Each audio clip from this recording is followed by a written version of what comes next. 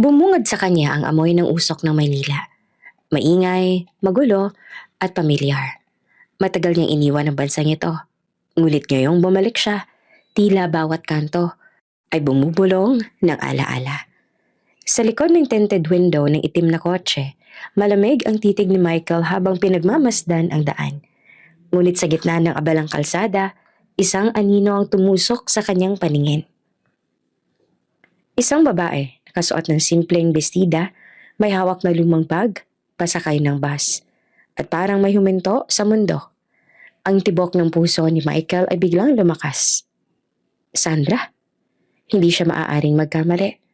Ang paraan ng pagyuko nito, ang galaw ng buhok na hindi pa ng hangin, iyon ang dalagang ilang taon niyang hinanap. Ngunit siyang hindi kailanman nawala sa isipan niya. Manong, ihinto ninyo. Utos niya na halos pasigaw. Ngunit biglang umatras ang isang truck sa harap nila, naharangan sila. Saglit na nawala sa paningin ni Michael ang babae. Pagliko ng truck, huminga siya ng malalim at muling tumingin sa direksyon ng bus stop. Wala na ang dalaga. At sa unang pagkakataon, matapos ang mahabang panahon, naramdaman ni Michael ang hindi niya inaasahang panginginig ng kamay.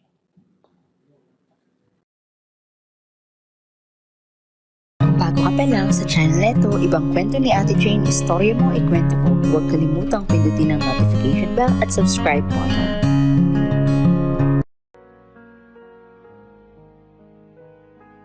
Tahimik ang gabi sa paliparan ng Los Angeles International Airport nang bumaba sa eroplano si Sandra. Ang hangin ay malamig at sa unang pagbuga niya ng hininga ay tila may nagiyalong bigat na sumakal sa dibdib niya. Sa isang kamay ay mahigpit niyang hawak ang maliit na lumang maleta, ang tanging kayamanan na naiwan sa kanya mula sa ampunan sa Pilipinas. Wala siyang pamilya, wala ring bahay na babalikan. Ang meron lang siya ay isang bagong simula na hindi niya alam kung kaya ba niyang harapin. 18 taong gulang pa lamang siya, ngunit sa mga mata niya ay may bigat ng taong ilang ulit nang nakipagtagisan sa kapalaran. Ang maputlang balat, manipis na buhok at bahagyang nangingitim na ilalim ng mata ay mga palatandaan ng matagal na pakikibaka sa sakit. May leukemia siya. Bata pa lang siya ay alam niya nang maiksi ang buhay. Kaya nang marinig niyang may pamilya sa Amerika na gustong mag-ampon ng batang may espesyal na pangangailangan, agad siyang sumali sa programa. At siya nga ang napili. Ang pamilyang tatanggap sa kanya ay sina Tito Ben at Tita Mercy. Mag-asawang Pilipino na matagal nang naninirahan sa Estados Unidos. Hindi sila nagkaroon ng sariling anak dahil baog si Tita Mercy, kaya minabuti nilang mag-ampon na lamang. Una nilang anak si Michael, isang batang naulila sa kanyang immigrant parents dahil sa aksidente noong 8 taong gulang pa lamang siya. Ngayon ay 20 taong gulang na si Michael. Matangkad, maamo ang mukha, ngunit may lamig sa mga mata na tila ba laging nagbabantay. Nang makita ni Sandra ang mag-asawa sa arrival area, napangiti siya kahit nangihina. May hawak na karatula si Tito Ben na may nakasulat na, "Welcome Sandra," na may maliit pang puso sa gilid. Lumapit siya at bahagyang nanginginig sa kaba. "Good evening po," mahina niyang bate, halos pabulong. Ngumiti naman si Tita Mercy at agad siyang niyakap. "Ay anak, huwag ka nang mahiya. Kami na magiging pamilya mo rito. Welcome sa US, Sandra." Ramdam ni Sandra ang init ng yakap ni Tita Mercy. Parang yakap ng isang inang noon pa niya hinahanap. Saglit niyang ipinikit ang mga mata. Ninamnam ang sandaling iyon. Si Tito Ben naman ay nakangiting nakamasid. "O siya, halika. Mahaba pang biyahe pa uwi." Si Michael naghihintay sa kotse. Excited na raw siyang makilala ka. Napatango si Sandra. Bagaman sa loob niya ay may halong kaba. Wala pa siyang ideya kung anong klaseng kuya si Michael. Ang alam niya, pareho silang inampon. At sana ay magkasundo sila. Paglabas sila sa airport, sinalubong siya ng malamig na hangin at mga ilaw ng syudad. Sa di kalayuan ay nakita niyang isang itim na kotse na nakaparada. Nakahawak sa pinto ang isang binatang nakatayo. May suot na itim na jacket. At seryoso ang muka. Si Michael. Paglapit nila ay bahagyang nagtaas ng kilay si Michael at tinignan siya mula ulo hanggang paa. Hindi siya ngumiti. "Michael, this is your new sister, Sandra." Masiglang pakilala ni Tita Mercy. "Hi." Mahina at nahihiyang bati ni Sandra. Halos hindi marinig. Tumango lamang si Michael. "Hello?" Maiksi niyang tugon bago binuksan ang pinto ng kotse. Tahimik ang biyahe pa uwi. Sa likod na upuan nakaupo si Sandra. Nakatingin sa bintana habang dumadaan sa mga malalaking gusali. Minsan ay sumusulyap siya sa refleksyon ng salamin. Nakikita si Michael sa harapan. Mahinahon itong nagmamaneho. Ngunit hindi man lang siya tinitingnan. "Pagod ka siguro sa biyahe, anak," sabi ni Tita Mercy. Sinubukang basagin ang katahimikan. "Opo, tita. Pero masaya po ako na nandito na ako," sagot pa ni Sandra. Pilit na ngumingiti. "Dito ka na mag-aaral ha. Mapapagamot ka na rin ng mas maayos dito. Kaming bahala sa lahat," sabi naman ni Tito Ben mula sa harap. "Opo, salamat po talaga," tugon pa ni Sandra. Muli siyang sumulyap kay Michael. Wala pa ring imik. Para bang hindi siya interesado. Pagdating nila sa bahay, sinalubong siya ng malamlam na ilaw mula sa chandelier. Malinis, maayos, mabango. Ang amoy ng bagong plancha at sabon ay nagbigay sa kanya ng pakiramdam na para siyang nasa ibang mundo. "Dito ka natitira, anak," sabi ni Tita Mercy habang inaakay siya papasok sa maliit na silid sa itaas. Kwarto ito ni Michael noon, pero ngayon ay meron na siyang sarili sa kabila. "Ayusin mo munang gamit mo ha, bukas isasama kita sa doktor." "Salamat po, tita." Nang lumabas si Tita Mercy, umupo si Sandra sa gilid ng kama. Napatingin siya sa mga litrato sa estante. Isa roon ay larawan ni Tito Ben, Tita Mercy at si Michael noong bata pa. Nakangiti sa tabi ng Christmas tree. May halong kirot sa dibdib ni Sandra. Wala siyang ganitong mga alaala. Narinig niya pa ang mahinang pagkatok ng pinto. "Pasok po," sabi niya. Si Michael pala. May dala itong maliit na baso ng tubig at gamot. "Para sa sakit mo raw?" Malamig nitong sabi. "Sabi ni Mama kailangan mong inumin tuwing gabi." Kinuha niya iyon at nagpasalamat. "Salamat, Kuya Michael." Saglit na natigilan ang binata. "Kuya?" Tanong nito na kunot noo. Oo, kasi parang kuya na rin kita, diba?" Nahihiya niyang tugon. Hindi naman sumagot si Michael. Tumango lang at lumabas. Naiwan si Sandra na nakatitig sa pinto. Pinipigilan ng luha. Kinabukasan, maagang nagising si Sandra. Habang kumakain sila ng almusal, napansin niyang tahimik pa rin si Michael. Ang mga sagot nito sa tanong ni Tito Ben ay puro opo o hindi po. Minsan ay nagtagpo ang mga mata nila, ngunit agad din siyang umiwas. "Michael," sabi ni Tita Mercy, "samahan mo muna si Sandra mamaya sa park pagkatapos ng check-up. Ipakilala mo siya sa mga kaibigan mo." Umiling si Michael. "May lakad po kami ni Nicole." "Nicole?" Tanong ni Tito Ben. "Yung girlfriend ko." Sagot naman ni Michael. Walang ekspresyon. "Dinala ko siya rito a month ago." Ngumiti si Tita Mercy. "Ay, oo nga pala. Sabi mo nga. O sige anak, baka sa susunod na lang." Tahimik lamang si Sandra.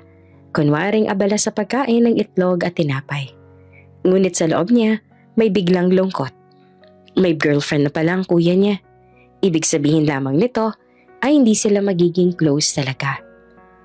Hapon na nang bumalik sila sa doktor. Pagod si Sandra ngunit masaya din dahil sabi ng doktor ay stable ng lagay niya ngayon. Pagdating sa bahay, sabi ni Tita Mercy na lumabas daw muna siya sa likod bahay para magpahangin. Naupo siya sa maliit na swing sa hardin. Pumikit siya. Naramdaman ang malambot na hangin. "Ang ganda rito," mahina niyang sabi sa sarili. "Sana, dito ka na matagpuan ng katahimikan." Ngunit hindi pa man siya nakakapagpahinga ay may narinig siyang boses mula sa gilid ng bahay. Pamilyar, mababa, malamig. Si Michael. "Nicole, please, don't start." Narinig niyang sabi nito sa telepono. Tahimik si Sandra. Nakinig mula sa kabila ng halamanan. She's not really my sister, okay? She's just a kid they adopted. I do not give a damn about her. Malamig na sabi pa ni Michael. Nanginginig ang mga daliri ni Sandra. Parang tumigil ang hangin sa paligid. Yeah, I'll see you tomorrow. I promise. Dagdag ni Michael bago niya pinatay ang tawag. Tahimik lang na umalis si Sandra. Mabagal ang hakbang. Parang nilulun ng lupa ang bawat paghinga niya. Pagpasok niya sa kwarto, umupo siya sa kama. Hawak pa rin ang maliit na rosaryo na dala niya mula sa Pilipinas. Pilit niyang ngumiti, ngunit mabilis ding bumigay ang luha. Di naman talaga kita kapatid. Mahinang bulong niya sa sarili. Pero bakit ang sakit pakinggan? Kinagabihan kumatok si Tita Mercy. Anak, okay ka lang ba? Tahimik ka yata. Ngumiti si Sandra kahit namumugto ang mata. Opo tita, medyo pagod lang po. Ayaan mo bukas ipapasyal kita ha. Magandang makikita mong paligid. Si Michael, susunduin niya si Nicole, kaya tayo na lang muna ni na tito mo. Masayang sabi ni Tita Mercy. Opo, salamat po. Pagkaalis si Tita Mercy, napahiga siya. Tinitigan niya ang kisame. Pinilit alalahanin ang sinabi ng madre sa ampunan noong araw na umalis siya. Anak, saan ka man mapunta? Huwag na huwag kang matakot magmahal ha. Pero huwag mo rin kalimutan na minsan, ang pagmamahal ay dapat marunong magtiis. Sa mga sandaling iyon, hindi pa alam ni Sandra kung anong uri ng pagtitiis ang kailangang pagdaanan niya. Ang alam lang niya, sa loob ng bahay na iyon, siya ay isang bisitang kailangang matutong magpasalamat sa bawat patak ng kabaitan na ibinibigay sa kanya. Sa kabilang silid naman, nakaupo si Michael sa harap ng laptop. Hindi siya makatulog. Nakita niya sa bintana ang liwanag ng ilaw mula sa kwarto ni Sandra. Tahimik siyang napaisip. Hindi niya maintindihan kung bakit may kung anong bigat sa dibdib niya kapag nakikita ang dalaga. Binuksan niya ang telepono at tumingin sa larawan nila ni Nicole. She's just a kid. Mahina niyang bulong. Walang dapat magbago. Ngunit sa labas ng bahay, sumisipol ang hangin. At sa unang gabing iyon na magkasama silang tatlo sa ilalim ng iisang bubong, may dalawang puso ang nagsimulang kumatok sa mga pader ng katahimikan. Isa dahil sa takot, isa dahil sa pag-asa. Makalipas ang ilang linggo, unti-unti nang nasanay si Sandra sa bagong buhay niya sa Amerika. Ngunit bawat araw ay tila mahabang paglalakbay sa isang mundong banyaga. Tuwing umaga, gigising siya ng maaga upang ihanda ang sarili para sa eskwela. Maingat niya isinasabit ang ID sa leeg. Dala ang maliit na baon na inihahanda ni Tita Mercy. Kapag bumababa siya sa kusina, naroon na si Tito Ben, abala sa pagbabasa ng dyaryo, habang si Michael naman ay umiinom na ng kape sa sulok. Nakayuko sa cellphone. Good morning po, bati ni Sandra. Mahina, ngunit magalang. Good morning, anak, sagot ni Tita Mercy habang naglalagay ng itlog sa plato niya. Kumain ka ng marami, ha? Kailangan mo ng lakas para sa gamutan mo mamaya. Opo, tita. Minsan ay napapansin niya ang malamig na titig ni Michael. Parang laging may pagitan. Parang laging may tanong sa mata nito na hindi niya alam kung kailan masasagot. Habang kumakain, maririnig niya minsan si Tito Ben na tinatawag si Michael. Anak, later, can you drive Sandra to her chemo session? May meeting ako sa opisina. Again? Maiksi at malamig ang tono ni Michael. Hindi ba pwedeng kayo na lang po ni Mama? Michael, siningit pa ni Tita Mercy, bahagyang may otoridad sa boses. Mas mabuti kung ikaw na lang, para magkasundo na rin kayo. Hindi mo naman siya dadalhin sa malayo. Tahimik na huminga si Michael, parang may pinipigil. Sige po. Ngumiti naman si Sandra. Salamat, Kuya Michael. Ngunit hindi siya nilingon ng binata. Tumango lang ito at muling itinuloy ang pagkain. Sa loob ng kotse, pawang katahimikan lamang ang nangingibabaw. Nakatingin si Sandra sa labas ng bintana. Pinagmamasdan ang mga gusali. Ang mga taong may kanya-kanyang lakad. Ang lalaki pala ng mga bahay rito. Mahina niyang sabi, pilit binubuksan ng usapan. Maikling sagot ni Michael. Hindi man lang tumingin. Pagdating nila sa ospital ay tumulong si Michael sa pag-akyat ng maleta ni Sandra na may lamang damit at gamot. Habang nakaupo sa waiting area, pinagmamasdan niya ang mga pasyenteng kalbo, payat at halos wala ng kulay sa mukha. Doon niya unang nasilayan kung gaanong kabigat ang pinagdadaanan ni Sandra. Habang nasa loob ng chemo room si Sandra, dumungaw siya mula sa labas. Nakita niya ang halos nanginginig ang dalaga habang tinutusok ng karayom ang ugat sa kamay. Ngunit kahit na ganoon, pilit ang tong nakangiti sa nurse. Paglabas si Sandra, pagkatapos ng ilang oras, maputla ito. Pawis na pawis, ngunit mahina ngumiti. Kuya Michael, sorry kung pinaghintay kita. Sabi niya na halos paos. Okay lang. Malamig pa rin ang tono, ngunit hindi na matigas.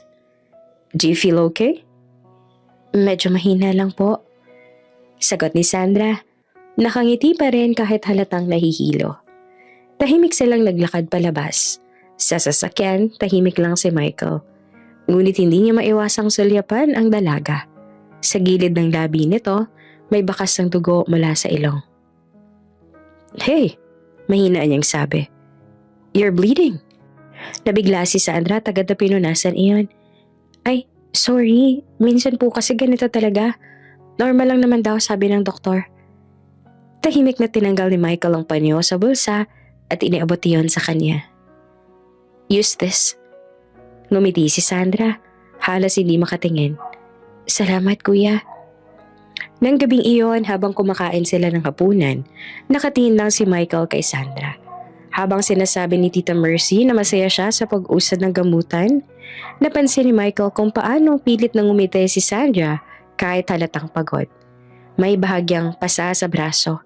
May sugat sa kamay, ngunit hindi siya nagrereklamo. Nang matapos ang hapunan, nagpaalam si Sandra na aakyat na. Good night po. Good night anak, sagot naman ni Tito Ben. Pag-alis si Sandra ay nagsalita si Tita Mercy. Michael anak, salamat ha. Alam kong hindi mo gusto ang mga ganitong bagay, pero malaking tulong sa amin na andyan ka. Tumango naman si Michael, ngunit hindi nagsalita. Sa isip niya, may halo ng pagkalito. Hindi niya maintindihan kung bakit tila naiibang pakiramdam niya kapag nakikita ang batang iyon na pilit na lumalaban sa sakit. Makalipas ang ilang araw, sabay silang pumasok sa paaralan. Si Michael ay nasa senior year.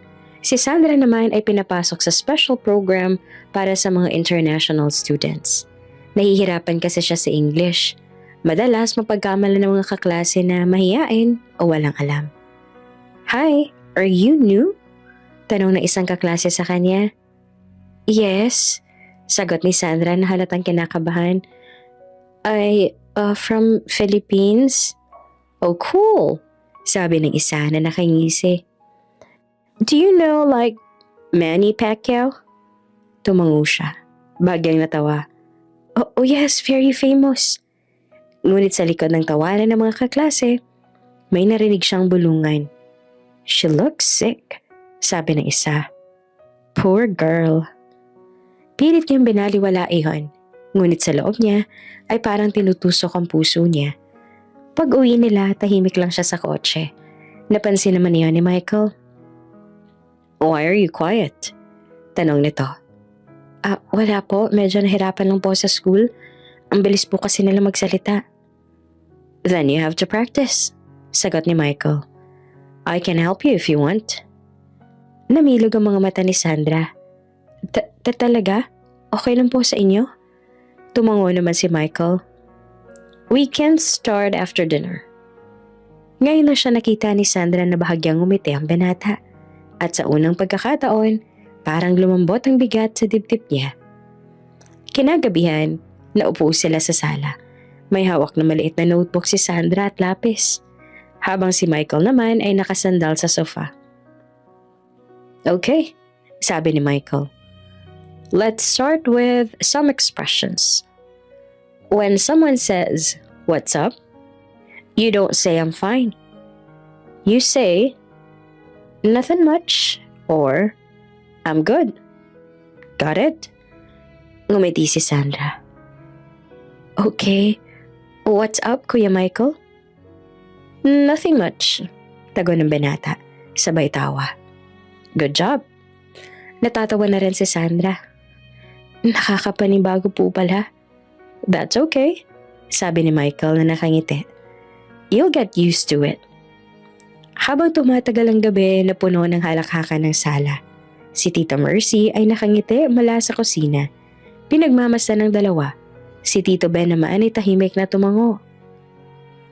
Mukhang nagkakasundo na sila. Bulong pa ni Tita Mercy.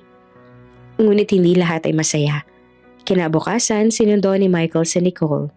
Blonde, matangkad at halatang may halong lahi ng Amerikano at Europeo. Pagdating ni Sandra sa labas ng bahay, nakita niyang dalawa sa garahe. Hey babe, sabi ni Nicole sabay halik sa pisngi ni Michael. Who's that girl again? Her name's Sandra, my parents' new foster kid. Sagot pa ni Michael. Oh, malamig na sabi ni Nicole. She's always around lately. You drive her to school, to the hospital. Why are you being so protective? Umiling si Michael. She's sick, Nicole. She has leukemia. She needs help. But still, sabi ni Nicole na medyo nakairap, you're not her brother, remember that? And besides, you were the one who told me that. Tahimik lamang si Michael, ngunit halatang napaisip. Nang umalis ang dalawa, napatitig si Sandra sa direksyon nila mula sa bintana. Ramdam niya ang kakaibang sakit na hindi niya maipaliwanag. Hindi niya dapat maramdaman iyon. Kuya niya si Michael. Kahit sa papel lang, alam niyang mali. Lumipas ang mga araw, minsan ay nakikita ni Michael si Sandra na nakaupong mag-isa sa likod ng bahay. Nagsusulat sa maliit na notebook. Lumapit siya isang beses. What are you writing? Tanong niya.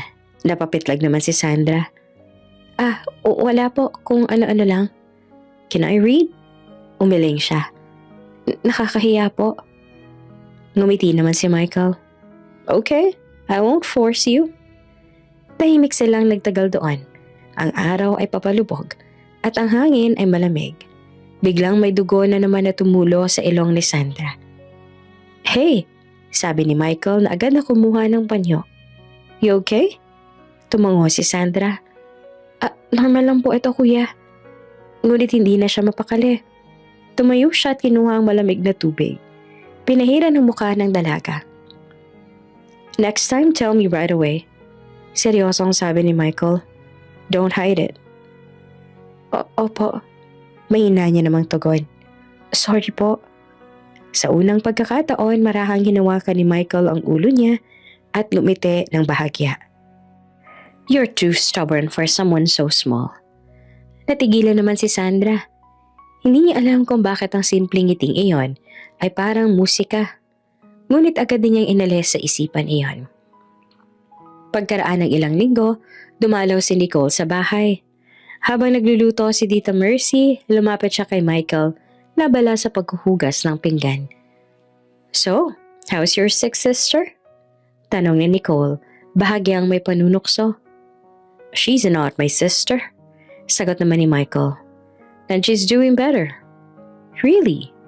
Or maybe she's just using your parents for medical help? Napadigil si Michael. Don't say that. Si Nicole ay tumawa ng bahagya. Come on, I'm just saying the truth. That girl's lucky. Free house, free treatment, and now she has you to drive her around. Sounds convenient. Nicole, stop. Why are you defending her so much? Tahimik lang si Michael. Sa loob niya ay may halong galit at guilt. Hindi niya alam kung bakit labis siyang naapektuhan sa mga sinasabi ni Nicole. Nang gabing iyon, habang nasa kwarto siya, narinig niyang umuubo si Sandra sa kabilang silid. Lumabas siya agad, kinuha ang baso ng tubig at kumatok. Come in, mahinang sabi ni Sandra. Pagpasok niya, agad niya nakita ang namumulang mata ng dalaga. May tissue na may bahid ng dugo. Hey, you should rest, sabi ni Michael at naupo sa gilid ng kama. Sorry po, nagising pala kayo. Don't worry about that. Tugon niya sabay abot ng tubig. Here, drink this. Tahimik silang nagkatitigan. Sa pagitan ng katahimikan ay may hindi maipaliwanag na kuryente. Kuya Michael, mahinang sabi ni Sandra. Salamat po sa lahat. Kahit alam kong hindi niyo naman talaga ako gusto nung una. Hindi agad nakasagot si Michael. Sa halip ay marahan niyang tinapik ang ulo nito. You're part of the family now. Just get better, okay? Ngumiti si Sandra. Opo. Paglabas si Michael sa silid, huminga siya ng malalim. Hindi niya alam kung ano itong biglang kirot sa dibdib niya. Ang simpleng pasasalamat ng dalaga ay tila tumama sa lugar na matagal nang malamig sa puso niya. Kinabukasan, nakita niya si Sandra sa bakuran. Nag-aalaga ng mga halaman ni Tita Mercy. Nakasumbero, maputla pa rin ngunit nakangiti. Good morning, Kuya Michael. Masigla nitong bate. Morning, sagot niya naman. You look better today. Ngumiti si Sandra. Sabi ng doktor, improving daw po ako. Konti na lang daw po ang sessions. Oh, that's great. Tahimik silang naglakad sa paligid ng bakuran. Minsan nagbibiruan, minsan ay nagkakwentuhan tungkol sa Pilipinas, tungkol sa ampunan, sa mga batang naiwan doon. Miss ko na nga po yung mga bata sa ampunan, sabi ni Sandra. Sana someday, makabalik ako at makatulong din ako sa kanila. You will, sagot naman ni Michael. You're strong, Sandra. Stronger than you think. Napatitig siya sa binata. Sa unang pagkakataon, nakita niya ang lambing sa mga mata nito. At sa sandaling iyon, may kakaibang init na pumasok sa dibdib niya. Ngunit agad din niyang pinigilan ng sarili. Hindi pwede. Hindi dapat. Paglingon niya ay nakangiti pa rin si Michael. Let's go. You need to rest. Opo, kuya. Habang papasok sila sa bahay, hindi niya napigilan ng mahinang ngiti sa labi. At sa bawat araw na lumilipas, unti-unti niyang nararamdaman na ang malamig na pagitan sa pagitan nila ay nagsisimula ng mabasag. Ngunit sa kabilang dako, may isang babaeng tahimik na nag-aalab sa selos at panlilin lang, si Nicole, na sa bawat araw ay mas lalong nakakaramdam ng banta. At hindi alam ni Sandra, ang mga tahimik na ngiti at simpleng kabaitan ni Michael ay magiging simula ng isang damdaming bawal, ngunit hindi mapipigilan ng sinumang puso. Mabilis na lumipas ang mga buwan. Sa unang tingin, tila bumubuti ang kalagayan ni Sandra. Ngunit sa likod ng bawat ngiti ay may lihim na pagod. May mga gabing nagigising siya sa sakit ng mga buto, sa bigat ng paghinga. Sa bawat pagpasok niya sa ospital, tila humahaba ang listahan ng gamot. Ngunit umiiksi ang oras na meron siya. Ang doktor ay laging may ngiti. Ngunit sa mga mata nito, may halong pag-aalala. Your body is not responding well to the new treatment, sabi ng doktor isang araw, habang binabasa ang mga resulta. We may need another round of chemotherapy, but I have to tell you, it will be very tough. Tahimik lamang si Sandra, nakaupo sa gilid ng kama, nakatitig sa sahig. Pinipigilang tumulo ang luha. Do what you need to do, doctor. Mahina niyang sagot. I just want to live. Kasama niya sa silid si Tita Mercy na hawak-hawak ang kamay niya. Anak, huwag ka mawawala ng pag-asa ha. Laban lang. Tumango naman si Sandra. Opo, tita. Ngunit paglabas sila ng ospital, saka lang siya bumigay. Sa loob ng kotse, nakasandal siya sa upuan. Pilit na humihinga. Tita, pagod na po ako. Alam ko anak, pero andito kami. Hindi ka namin iiwan. Pagdating nila sa bahay, sinalubong sila ni Tito Ben.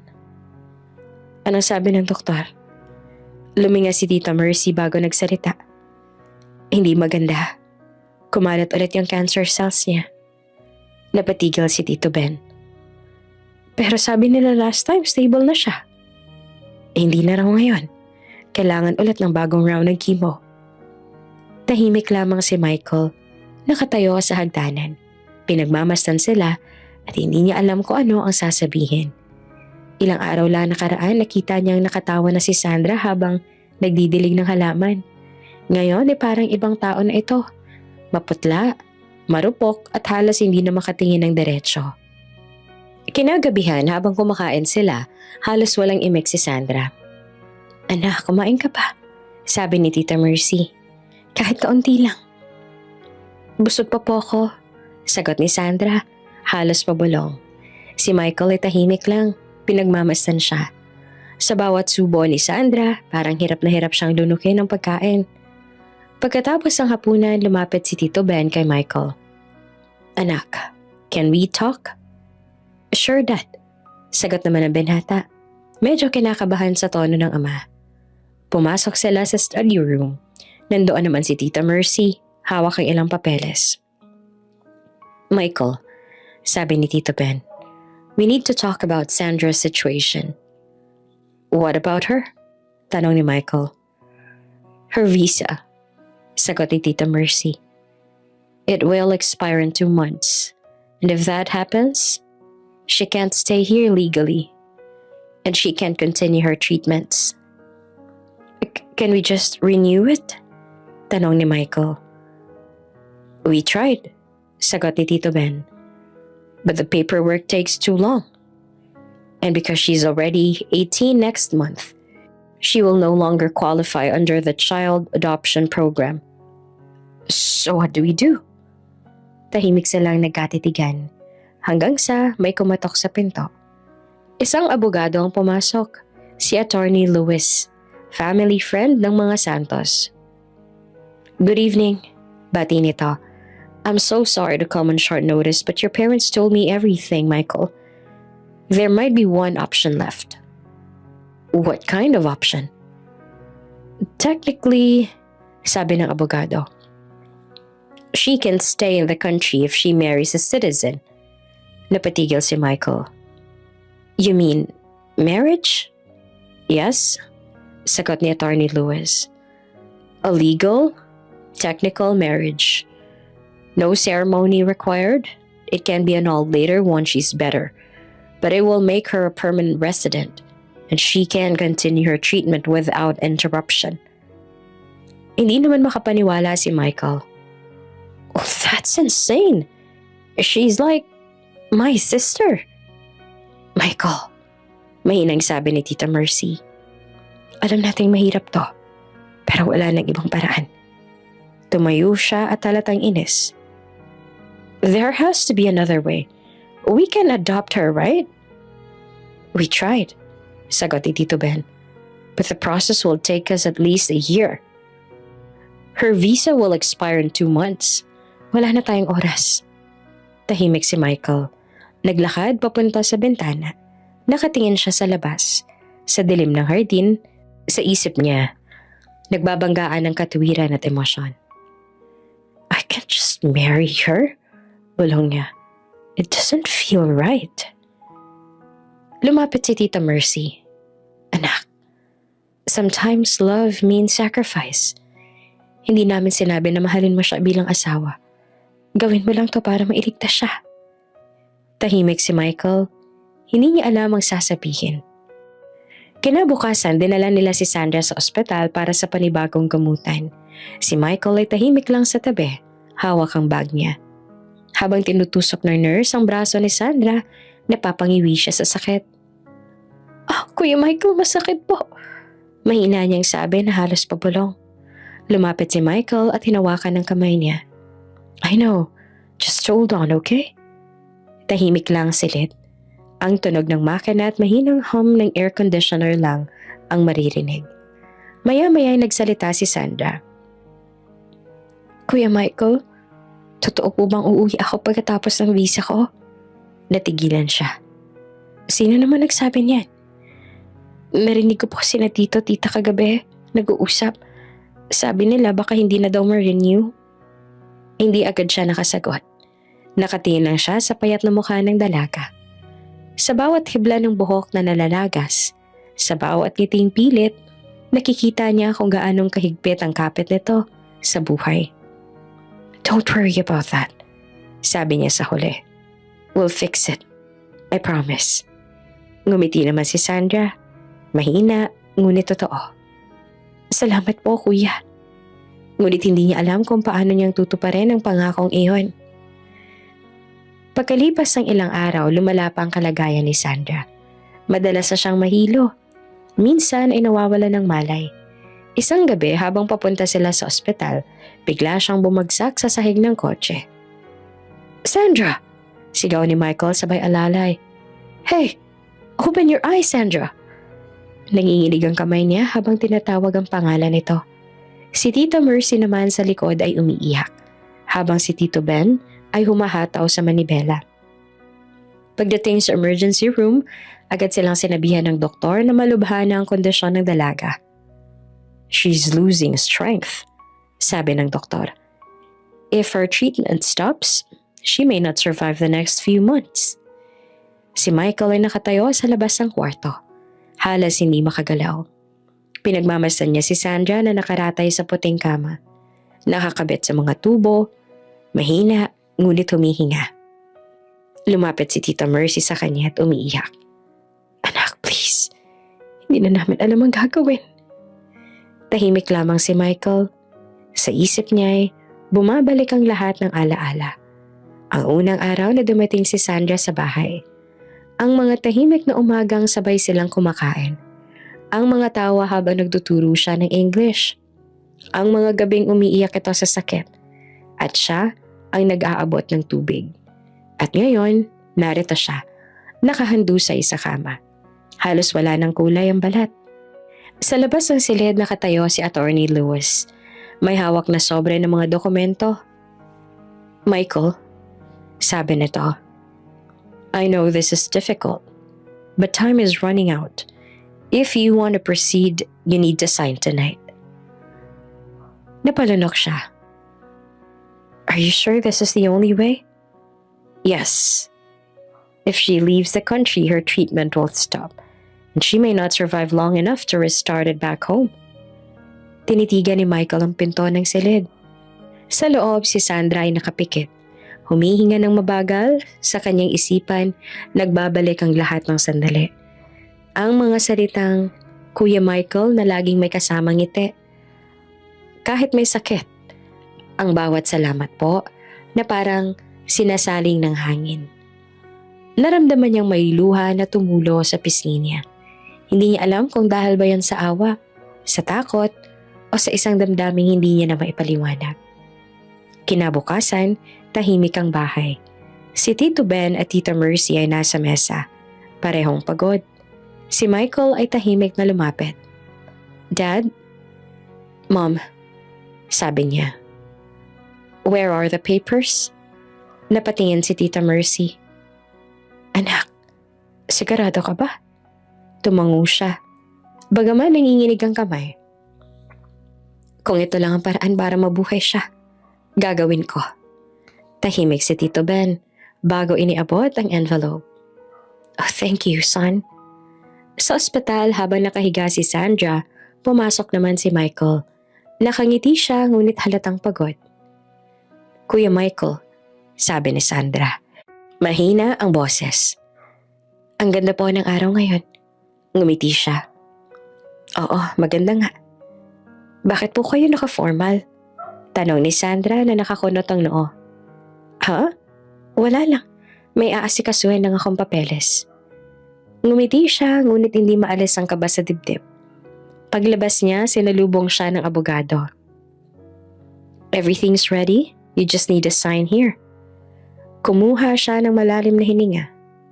She doesn't even know. It's better that way, sagot ng abogado. She'll understand later. Tahimik na binuksan ni Michael ang folder. Tinitigan niya ang papel. Ang bawat letra ay parang mabigat sa mata. Michael, sabi ng abogado, you're doing the right thing. Ngunit sa loob niya, parang may bumubulong na mali ito. Hindi ito normal. Hindi ito dapat. Ngunit kapag pumikit siya, nakikita niyang mukha ni Sandra. Nakangiti kahit may sakit. Kuya Michael, salamat po. Kuya Michael, wag po kayo mag-alala. Kuya Michael, masaya po ako dito.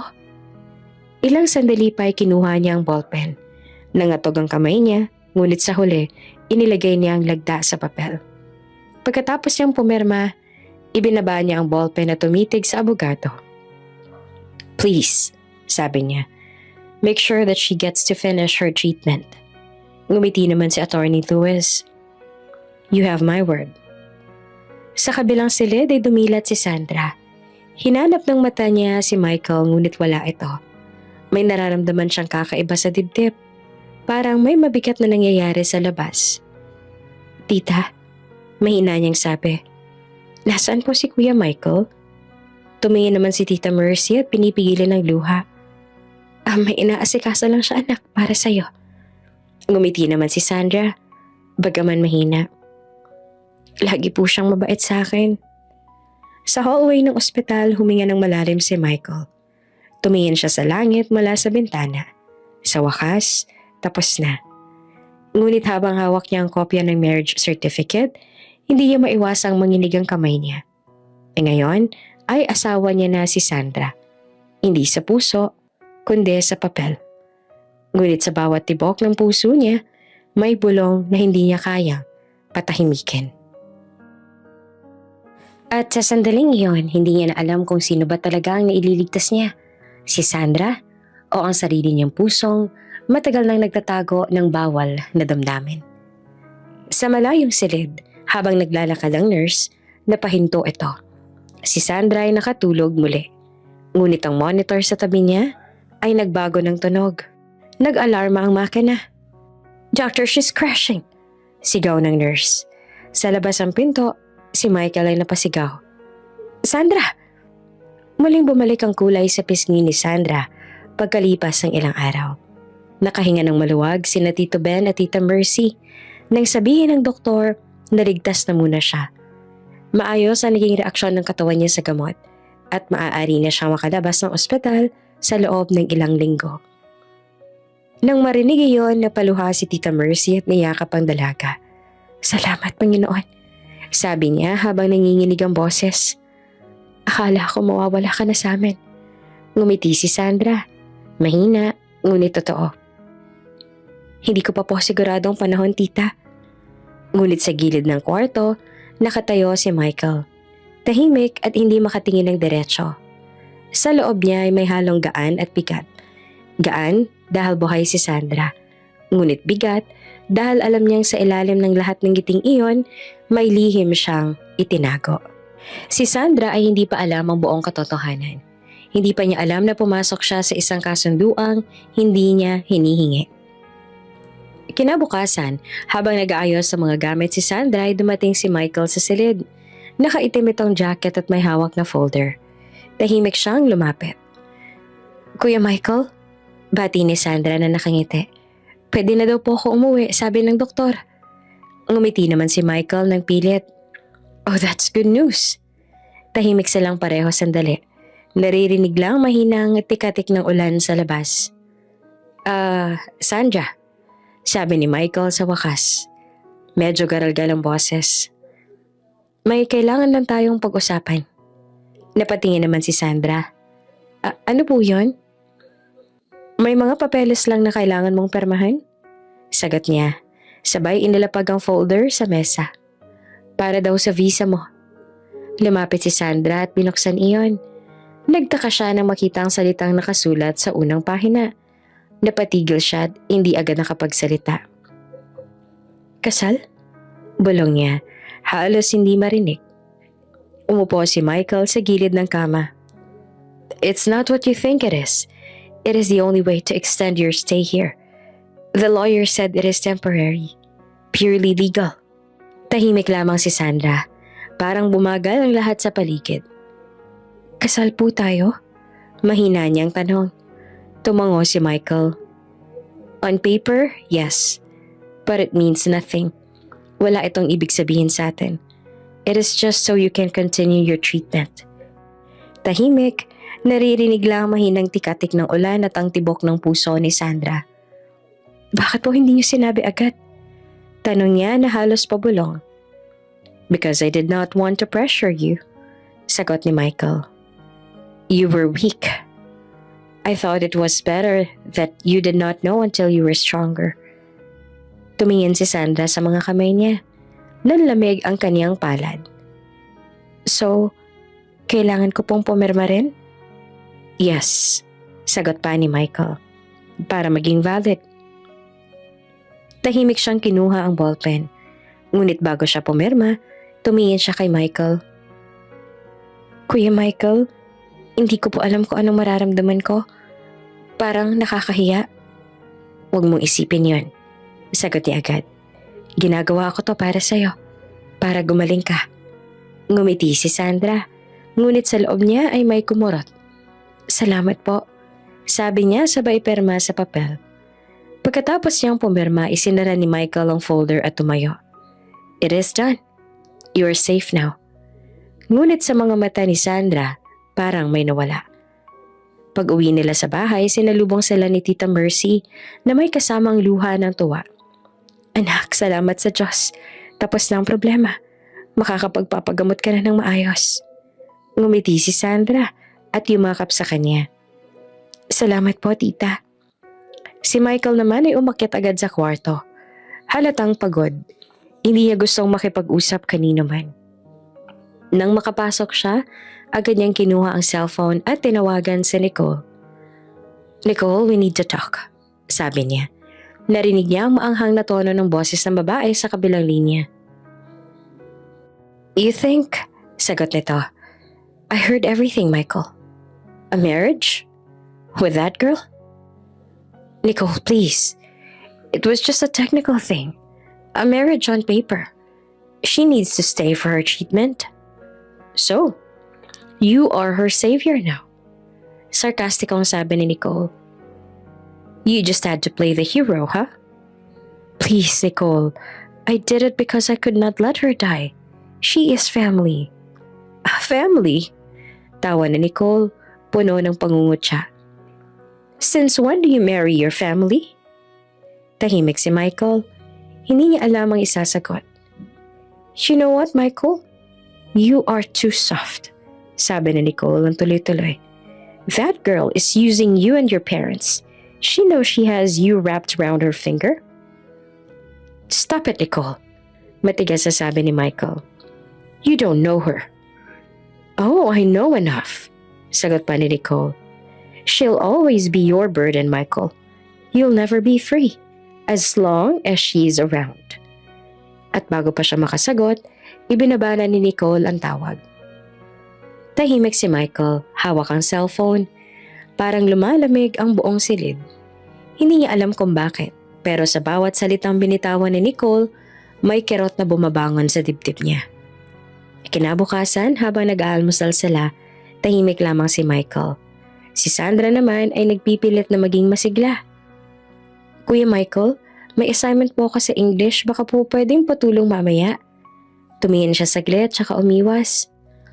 Busy ako mamaya, maybe next time? Napayo ko si Sandra. Opo. Si Tita Mercy naman ay napansin ang lamig sa pagitan nilang dalawa. Michael, anak, baka naman pwedeng tumulong ka kahit sandali. May lakad ako, ma. Sagot niya. Nicole needs me. At doon, tumigil ang mundo ni Sandra. Parang biglang humina ang boses ng lahat. Nicole needs me. Ngumiti siya ng pilit. Ay, ganun po ba? Sige po, kuya. Pag alis ni Michael, hindi niya na napigilang mapaluha. Agad siyang tumakbo sa likod ng bahay. Nagkunwaring nagdidilig ng halaman. Ngunit sa totoo, ay tinatago ang luha. Sa cafe kung saan nagkita sina Michael at Nicole, tahimik silang dalawa sa unang mga sandali. Nicole, sabi ni Michael.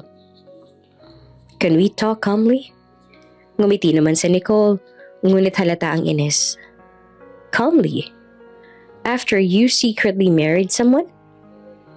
Technically, yes, but it was to save her life. I still don't get it, Michael. Sagot naman ni Nicole. You could have just left it to your parents. But no, you had to be the hero. Nicole, I care about her. She's been through so much. And me? Tanong na Nicole. Don't I matter? You made a huge decision without even telling me. Tahimik si Michael. I did not want you to worry. Well, congratulations, sabi ni Nicole na pilit na tumatawa. You're a married man now. Tell me, do you even plan to annul it later? Yes, sagot naman ni Michael.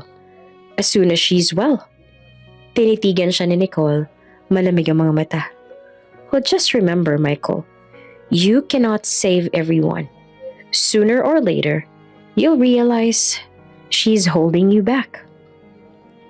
Samantala, si Sandra ay nasa sala. Nag-aaral ng mga bagong salita sa English. Nang mapagod ay lumabas siya ng bahay para maglakad-lakad. Nais siyang mawala ang bigat sa dibdib. Ngunit sa bawat hakbang ay nararamdaman niya ang distansya ni Michael. Hindi na ito kasing bait. Hindi na ito kasing lapit tulad noon. Pagbalik niya, nakita niyang nasa garahe si Michael. Nag-aayos ng kotse. Lumapit siya at nag-ipon ng lakas ng loob. Kuya Michael, sabi niya, galit po ba kayo sa akin? Napatigil siya sa ginagawa. Hindi, bakit naman ako magagalit? Kasi po parang iniiwasan ninyo ako. Sagot niya na mahina ang boses. Kung may nagawa po ako mali, patawad po. Tumingin siya kay Sandra, ngunit agad ding umiwas. Wala kang kasalanan, Sandra. I just need a space. A lot has been happening. Tumango naman si Sandra at pilit nang umiti. Naiintindihan ko po. Ngunit pagtalikod niya, hindi niya na napigilang umiyak.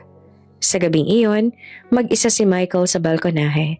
May hawak siyang tasa ng kape. Malamig ang hangin sa di kalayuan, narinig niya ang mahinang pag-ubo ni Sandra mula sa silid nito. Isang saglit gusto niyang puntahan ito.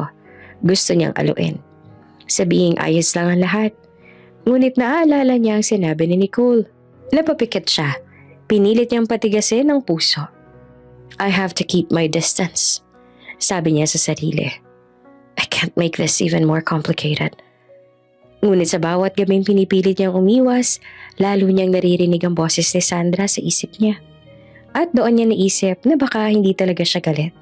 Baka natatakot lang siya. Isang linggo ang lumipas, tahimik ang bahay. Malayo sa dating masayang ingay ng tawanan ni Sandra at Michael. Minsan dumaraan si Michael sa silid ni Sandra at tinitingnan nito mula sa pinto. Nakikita niyang nag-aaral itong mag-isa. Tahimik, may rosaryo nakasabit sa tabi. At sa tuwing napapatingin siya, may pangungulila sa tip-tip niya na hindi niya maipaliwanag. Hanggang sa isang gabi, nagkasabay silang bumaba sa kusina. Kuya Michael, bati ni Sandra na medyo nagulat. Gising pa po kayo? Hindi ako makatulog, sagot niya. Ikaw, gusto ko lang po ng gatas. Tahimik silang dalawa habang pinapainit ang gatas. Maya-maya ay nagsalita si Sandra. Salamat po ulit sa lahat. Sa pagligtas sa akin, kahit kasalang po tayo sa papel, alam ko pong malaking sakripisyo iyon. Tumingin si Michael at bahagyang napangiti. Don't thank me. Anyone would have done the same. Ngumiti si Sandra. Hindi po lahat. Tahimik silang uminom ng gatas. Parehong nakatingin sa labas ng bintana. At kahit walang salita, pareho nilang alam na may namamagitan sa kanila na hindi dapat. Ngunit hindi rin kayang ipagsawalang bahala. Ngunit sa isip ni Michael, paulit-ulit ang boses ni Nicole. Kaya bago pa man umabot sa anumang emosyon, tumayo siya. Good night, Sandra, sabi niya na malamig ang tono. Good night po, kuya. Mahina niya namang sagot. At sa gabing iyon, parehong hindi nakatulog ang dalawa. Si Michael dahil sa bigat ng konsensya. Si Sandra dahil sa sakit ng pag-iwas ng taong tanging kinakapitan niya sa banyagang lupa. At sa dilim ng kanilang mga silid, pareho nilang naramdaman ang isang katotohanang hindi nila kayang bigkasin. Na sa kasal na hindi dapat mangyari, may pusong unti-unting natututong magmahal kahit bawal. Tahimik ang bahay sa mga sumunod na linggo. Ang dati masayang mga tawanan sa hapagkainan ay napalitan ng mahabang katahimikan. Si Michael ay laging wala sa bahay. Kung hindi abala sa trabaho, abala sa pag-aaral. Kapag nandyan naman siya, agad itong aakyat sa kwarto matapos kumain. Ni hindi man lang nakikipag-usap kay Sandra. Si Sandra naman ay patuloy sa kanyang gamutan. Halos araw-araw ay may schedule siya sa ospital para sa chemotherapy. Minsan, sinasamahan siya ni Tita Mercy, ngunit kadalasan ay mag-isa. Laging sinasabi ni Sandra na ayos lang siya, na kaya niyang mag-isa. Kahit sa totoo, ay nanginginig pa rin ang kanyang mga kamay tuwing tinutusok ng karayom ang balat niya. Sa bawat paglabas niya ng bahay, tanging malamig na hangin ang bumabati sa kanya. Wala na ang dati niyang kasabay sa biyahe. Ang kuya niyang dati ay laging nakabantay, laging tanong ng tanong kung kumain na ba siya, kung nilalamig ba siya, o kung masakit pa ba ang braso niya matapos ang gamutan. Ngayon, pader na ang pagitan nila. Isang pader na hindi gawa sa semento, kundi sa malamig na katahimikan at hindi masabing mga salita. Isang gabi, habang nag-aayos sa mga gamit si Sandra, dumungaw siya sa bintana ng kanyang silid. Kita niya sa garahe si Michael. Nag-aayos ng sasakyan. May earphones ito sa tenga at mukha itong pagod. Saglit siyang nagdalawang isip, pero sa huli bumaba rin siya. Maingat siyang lumapit sa garahe. Dala ang maliit na thermos ng kape. Kuya Michael, tawag niya na mahina ang boses. Nagkape na po ako, baka gusto po ninyo? Tumingin naman si Michael saglit bago muling ibinalik ang tingin sa makina ng kotse. Salamat, maikli niyang sagot. Ngumiti lang si Sandra, pilit na pinapahabang usapan. Ang lamig po ngayong gabi, no? Baka po giniginaw na kayo? Okay lang ako, sagot muli ni Michael. Marami pa akong aasikasuhin. Gusto niyo po tulungan ko kayo? Tanong ni Sandra, umaasang makikipag-usap ito. Ngunit ngumiti lang si Michael, pilit na mabait pero malamig. Hindi na kailangan, Sandra. Pahinga ka na lang. Tumango naman si Sandra at bitbit ang thermos. Sige po. Mahina niyang sagot bago muling umakyat.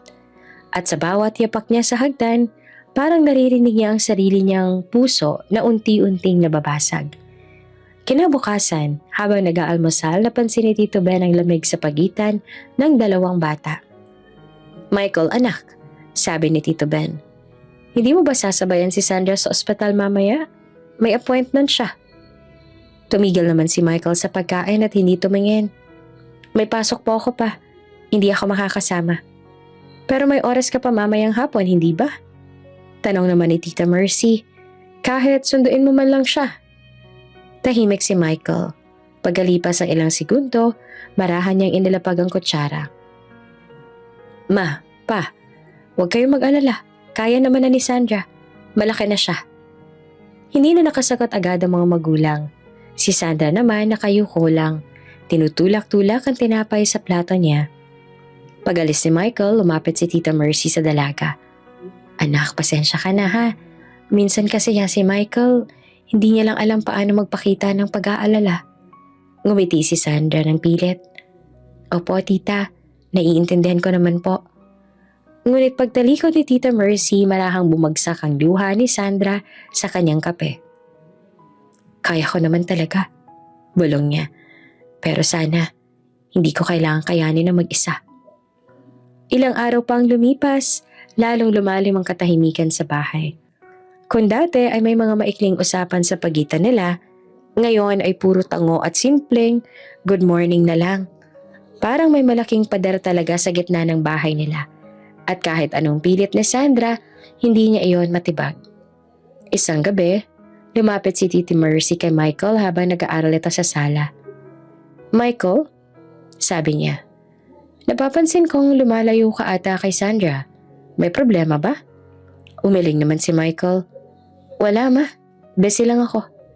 Hindi yan totoo anak, sabi ni Tita Mercy ng marahan. Kilala kita, hindi mo kayang manahimik ng ganito kung wala kang dinaramdam. Hindi agad sumagot si Michael. Sa halip, ibinaba niya ang hawak na libro. Ma, sabi niya, I just want to focus. Ayokong umasa si Sandra. Ayoko magkaroon siya ng maling akala. Tiningnan siya ni Tita Mercy. Nagulat. Maling akala? Anak, mag-asawa kayo sa papel.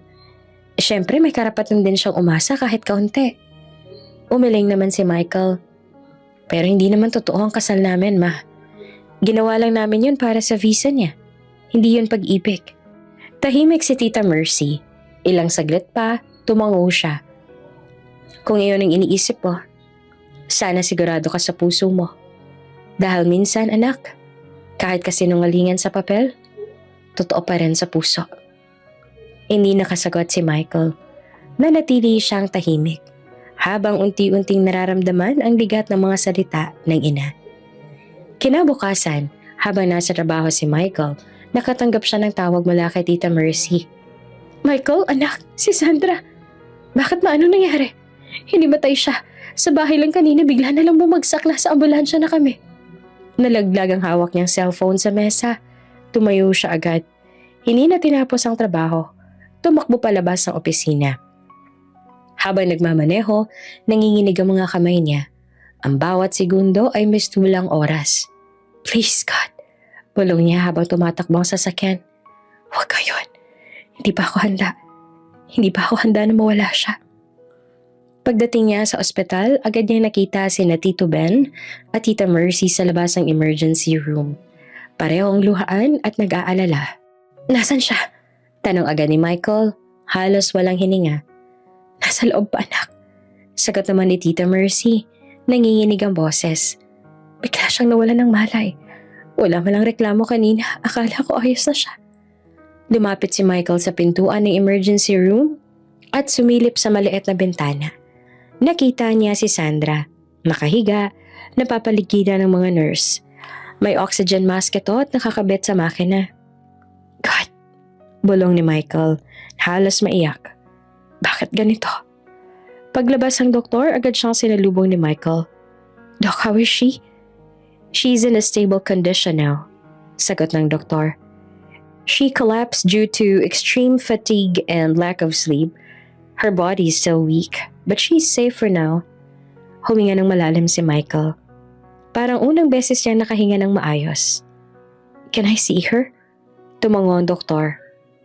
You may for a while, but she also needs to get some rest. Pagpasok niya sa kwarto, nakita niya si Sandra. Maputla pa rin, ngunit gising na. Nakatingin ito sa kisame at parang pagod na pagod. Sandra? Tawag ni Michael na marahang lumapit. Napalingon naman si Sandra at nang makita siya ay napangiti ito kahit mahina. Kuya Michael, mahina niyang sabi, bakit po kayo nandito? Umupo si Michael sa gilid ng kama. Bakit ba hindi ako dapat nandito? Akala mo ba hahayaan kitang mag-isa? Ngumiti si Sandra ng mapait. Akala ko po kasi ayaw niyo na ako makita. Napayo ko si Michael. Hindi totoo yan. Tahimik silang dalawa. Sa pagitan ng kanilang mga titig, may mga salitang hindi masabi. Kuya, sabi ni Sandra, pasensya na po kung naging pabigat ako. Lagi na lang po akong sakit ng ulo ninyo. Hinawakan ni Michael ang kamay niya ng mahigpit. Sandra, huwag mong sabihin yan. Hindi ka pabigat. Huwag mo nang uulitin yan kahit kailan. Ngumiti naman si Sandra. Nangilid ang luha. Pero totoo naman po, di ba? Ako yung dahilan kung bakit nag-away kayo ni Nicole. Ako yung dahilan kung bakit kailangan mong magpakasal kahit ayaw mo. Umiling si Michael. Hindi naman kita sinisisi sa kahit ano. Hindi ko alam kung paano, pero sa mga araw na lumilipas sa tuwing iniiwasan kita, lalo lang ako hindi mapakali. Tuwing wala ka, parang may kulang. Napangiti naman si Sandra sa gulat. Kuya Michael. Ngumiti si Michael na mahina, puno ng pagod at pagkahiya. Hindi ko alam kung kailan nagsimula. Pero natakot ako masanay. Natatakot ako magmahal sa paraang hindi ko dapat maramdaman. Tahimik naman si Sandra. Ang tanging narinig niya ay mahinang tugtog ng makina sa tabi nila. Kuya, sabi niya, kung ano man po ang nararamdaman ninyo, huwag na nating isipin. Ang mahalaga, nandito pa ako. Buhay pa. Ngunit habang sinasabi niya iyon, hindi niya rin mapigilan ang pag-iyak. Dahil sa ilalim ng mga salitang iyon, naroon din ang katotohanan na siya man ay may damdamin na hindi kayang itago. Pagkalipas ng ilang oras, hindi na umalis si Michael sa tabi ng kama ni Sandra. Doon na siya natulog, nakaupo, hawak pa rin ang kamay ng dalaga. Sa bawat paghinga ni Sandra, naramdaman niya ang takot na halos sumakal sa kanya kanina. Ngayon, malinaw na sa kanya ang lahat. Hindi lamang ito awa, hindi lang ito pagkakaibigan, hindi lang ito tungkulin bilang kuya-kuyahan. Ito ay pag-ibig. Tahimik, bawal, at hindi niya alam kung paanong sisimulan. Ngunit totoo. Sa labas ng ospital, dahan-dahan nang sumisikat ang araw. Ang unang liwanag ay tumama sa bintana. Sa loob ng silid, nagising si Sandra. Nakita niyang tulog si Michael sa tabi niya. Nakayuko at mahigpit pa ring hawak ang kamay niya. Ngumiti siya ng marahang hinaplos ang buhok nito. "Salamat, Kuya Michael," bulong niya. "Kahit sandali lang, naramdaman kong may nagmamahal sa akin." At sa unang pagkakataon, mula nang dumating siya sa Amerika, hindi siya nakaramdam ng lamig. Lumipas ang ilang linggo mula nang maospital si Sandra. Sa paglipas sa mga araw, unti-unting bumalik ang sigla sa kanyang mga pisngi. Hindi man ganap na gumaling, tila nagkaroon siya ng panibagong lakas na humarap sa bawat umaga. At higit sa lahat, nagbago na rin si Michael. Kung dati malamig itong parang marmol na walang pakiramdam, ngayon ay may unti-unting lambing sa bawat kilos at salita. Hindi man laging pinapakita, pero ramdam iyon ni Sandra. Si Michael lang madalas na naghahatid kay Sandra sa ospital. Madalas silang tahimik sa loob ng kotse, pero hindi na mabigat ang katahimikan. Minsan, naglalakad sila sa park pagkatapos ng check-up nito. Minsan, kumakain din ng ice cream kahit malamig ang panahon. "Tahimik pala kapag ganito," sabi ni Sandra. "Parang wala ka maririnig kundi sarili mong iniisip." "Anong iniisip mo?" tanong ni Michael na nakatingin sa ulan. Napatingin si Sandra sa kamay niya. "Iniisip ko po kung anong pakiramdam ng may totoong pamilya. Yung hindi mo kailangang magpasalamat sa bawat araw na pinapayagan kang manatili." "Anong ibig mong sabihin?" tanong ni Michael na seryoso. "Wala lang," sagot ni Sandra. "Minsan naisip ko, kahit mabait sina Tito Ben at Tita Mercy, parang bisita lang ako sa buhay nila. Alam kong kapag gumaling ako, baka bumalik din ako sa Pilipinas. Wala naman akong apelyido nila. Wala rin akong karapatan." Tahimik si Michael. Sa loob ng sasakyan, tanging tunog ng ulan ang bumabalot. "I understand," sagot ni Michael pagkatapos ng ilang sandali. "Kasi, ganun din ang naramdaman ko noon." Napatingin si Sandra. "Talaga po?" Tumango si Michael. "Nung bata pa ako, akala ko kapag inampon ka, mawawala yung pakiramdam ng pagkawalay. Pero hindi pala. Kahit ilang taon na, kahit gaano ka pa nilang kamahal, laging may maliit na tinig sa isip mo nagsasabing, hindi ka talaga sa kanila." "Kuya," mahina niyang sabi. Ngumiti si Michael ng mapait. "Minsan naiinggit ako sa mga batang may magulang. Kahit gaano kagulo ang pamilya nila, kahit nag-aaway, alam nilang may uuwian sila. Eh tayo, Sandra, parang palagi nakikisilong." Hindi na nakapagsalita si Sandra. Dahan-dahan niyang hinawakan ang kamay ni Michael. Tahimik lang siya. Ngunit sa simpleng paghawak na iyon, parang unti-unting gumaan ang bigat sa loob nila. "Kung ibang mundo lang siguro, Sandra," mahina niyang sabi. "Baka hindi kita kailangang tawaging asawa sa papel o kapatid sa salita. Baka pwedeng iba." Napatigil naman si Sandra at hindi makatingin. "Kuya, wag na po. Wag na nating isipin yon." Pero sa loob-loob niya ay kumikirot. Gusto niyang sabihin na siya man ay gano'n ang nararamdaman. Pero alam niyang mali. Maling magmahal sa taong kailangang ituring mong kapatid. Tahimik silang pareho. Sa labas, patuloy ang ulan. Tila sinasabay ang mga salitang hindi nila masabi. Pagbalik nila sa bahay, tahimik pa rin. Habang papasok sa loob, biglang humawak si Michael sa braso ni Sandra. Thank you, sabi nito ng seryoso. Para po saan? Tanong niya. Para sa gabi na to, sagot ni Michael. Matagal na akong hindi nakakapag-usap ng ganito. Matagal na rin akong hindi nakangiti ng totoo. Ngumiti naman si Sandra ng mahina. Pareho po tayo. At bago pa man siya makalayo, hinawakan muli ni Michael ang kamay niya at niyakap siya. Hindi iyon yakap ng awa. Hindi rin yakap ng isang kuya. Ito ay yakap ng dalawang taong parehong pagod, parehong sugatan at parehong nagtatago ng damdamin sa hindi pwedeng ipagsigawan. Sa yakap na iyon, naramdaman ni Sandra ang tibok ng puso ni Michael. Mabagal, mainit, totoo. Gusto niya sanang magsalita. Gusto niyang sabihin ng totoo na mahal niya na ito, pero natigilan siya. Dahil alam niyang sa sandaling iyon, sapat na ang yakap. Sapat na ang katahimikan. Kuya, mahina niyang sabi. Salamat. Ano ka ba? Wala yon, sagot ni Michael, pero ramdam sa boses niya ang panginginig. Kung ibang mundo lang talaga siguro to, Sandra. Ngumiti si Sandra at nakapikit. Oo, kung ibang mundo lang siguro.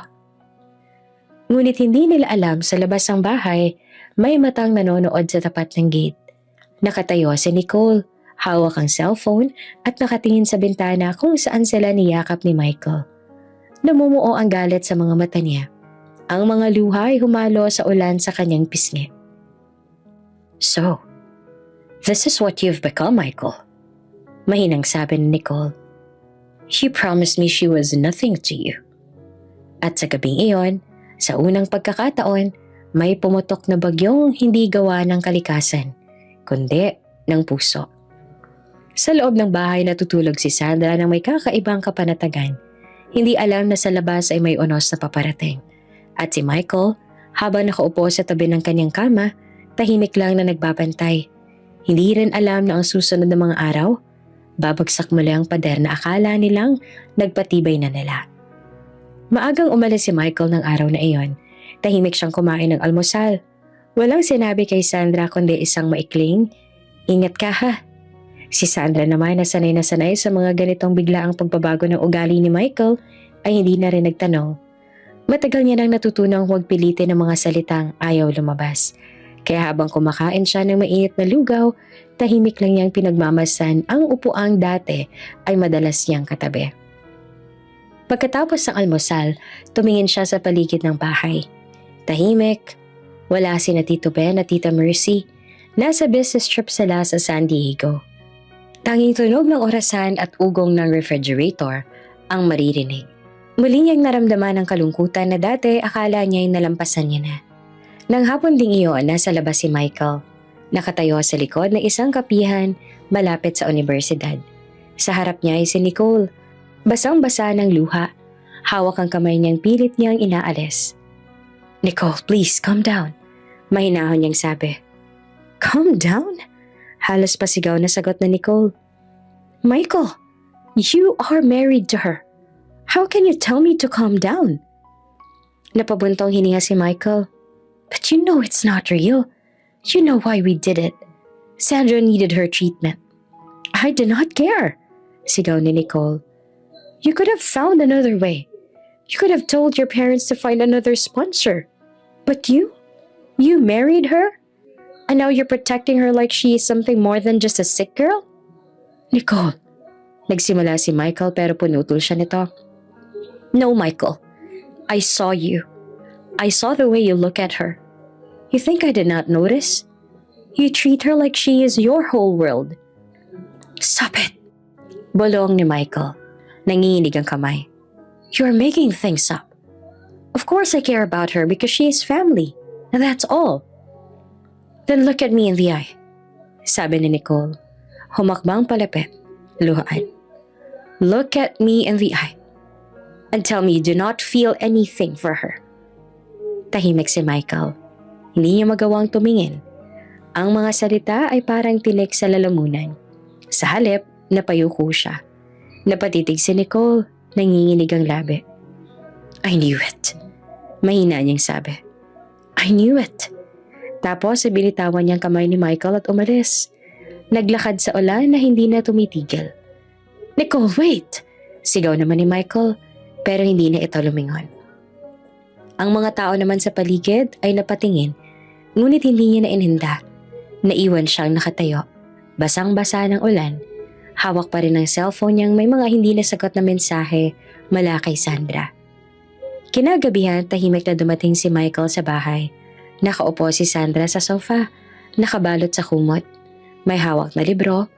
Tumayo siya na makita ang lalaki. "Kuya, basang-basa ka. Bakit hindi mo sinabi na uulan?" "Alika, magpalit ka muna ng..." "Sandra," putol ni Michael na malamig ang boses. "Hindi ko kailangan ng tulong." Napatigil naman si Sandra, nagulat. "Kuya?" "I said I'm fine." Ulit pa ni Michael.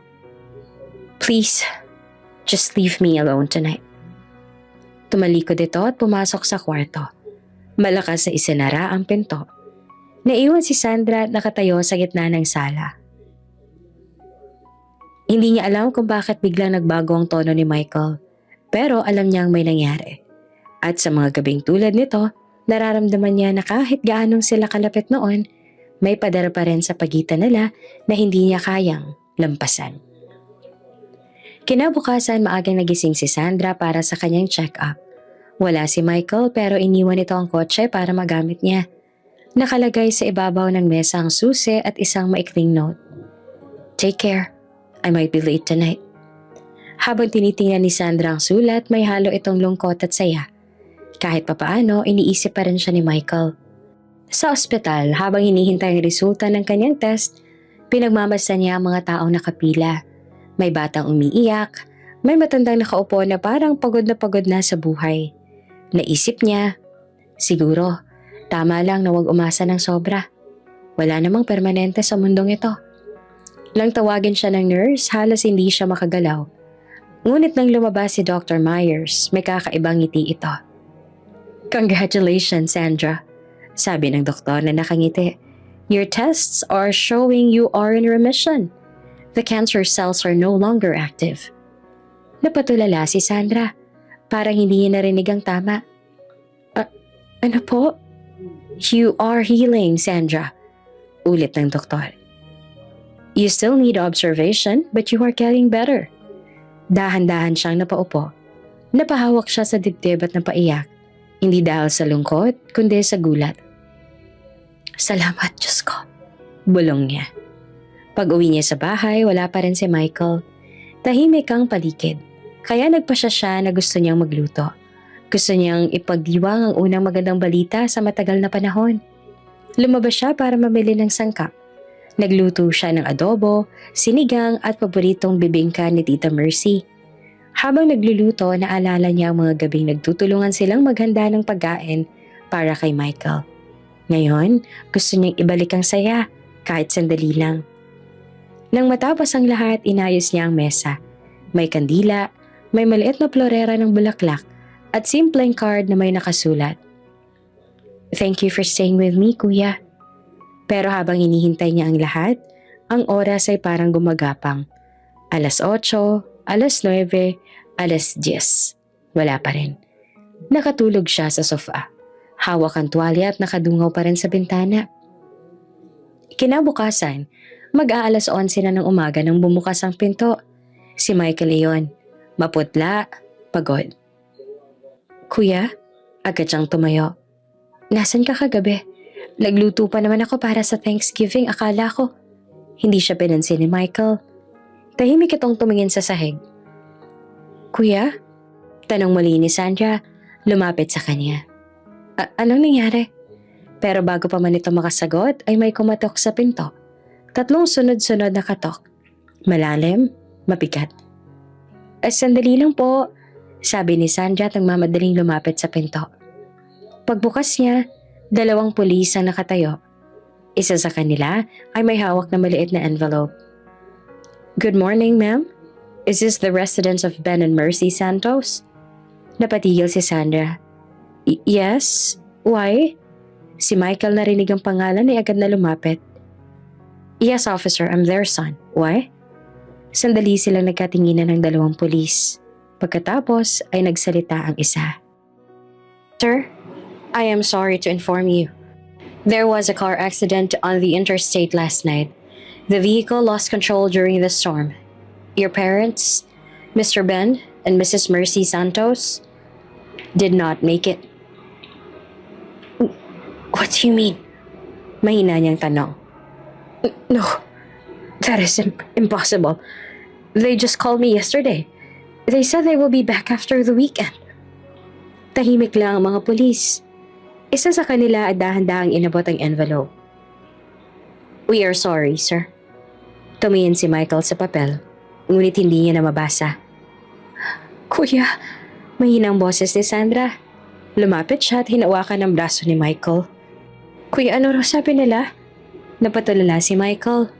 Tahimik at nang tumingin sa kanya ay namumuo na ang luha sa mga mata nito. They're gone, Sandra. Bulong niya. Dad?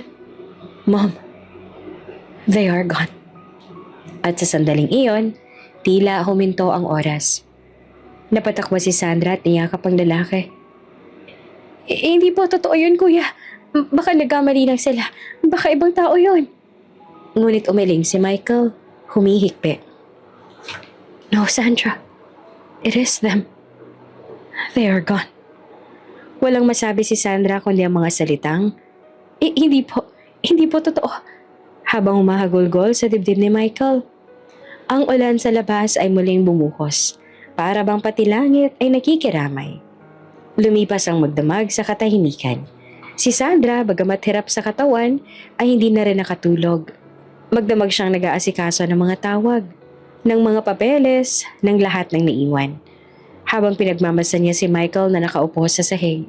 Walang tingin, parang batang iniwan sa dilim. Naramdaman niyang may bagong pader na bumagsak sa pagitan nila. Ngayon, hindi na ito gawa ng tampuhan. Hindi na ito dahil kay Nicole. Ito ay gawa ng pagkawala. Lumapit siya, marahang inabot ang kamay ng lalaki. Kuya, mahinahon niyang sabi. Nandito lang po ako. Huwag kayong matakot. Hindi naman kumibo si Michael. Ngunit dahan-dahan niyang hinigpitan ang hawak ni Sandra. Walang salitang nasabi, ngunit sa simpleng paghawak na iyon, alam nilang pareho na silang dalawa na lang ang natitira.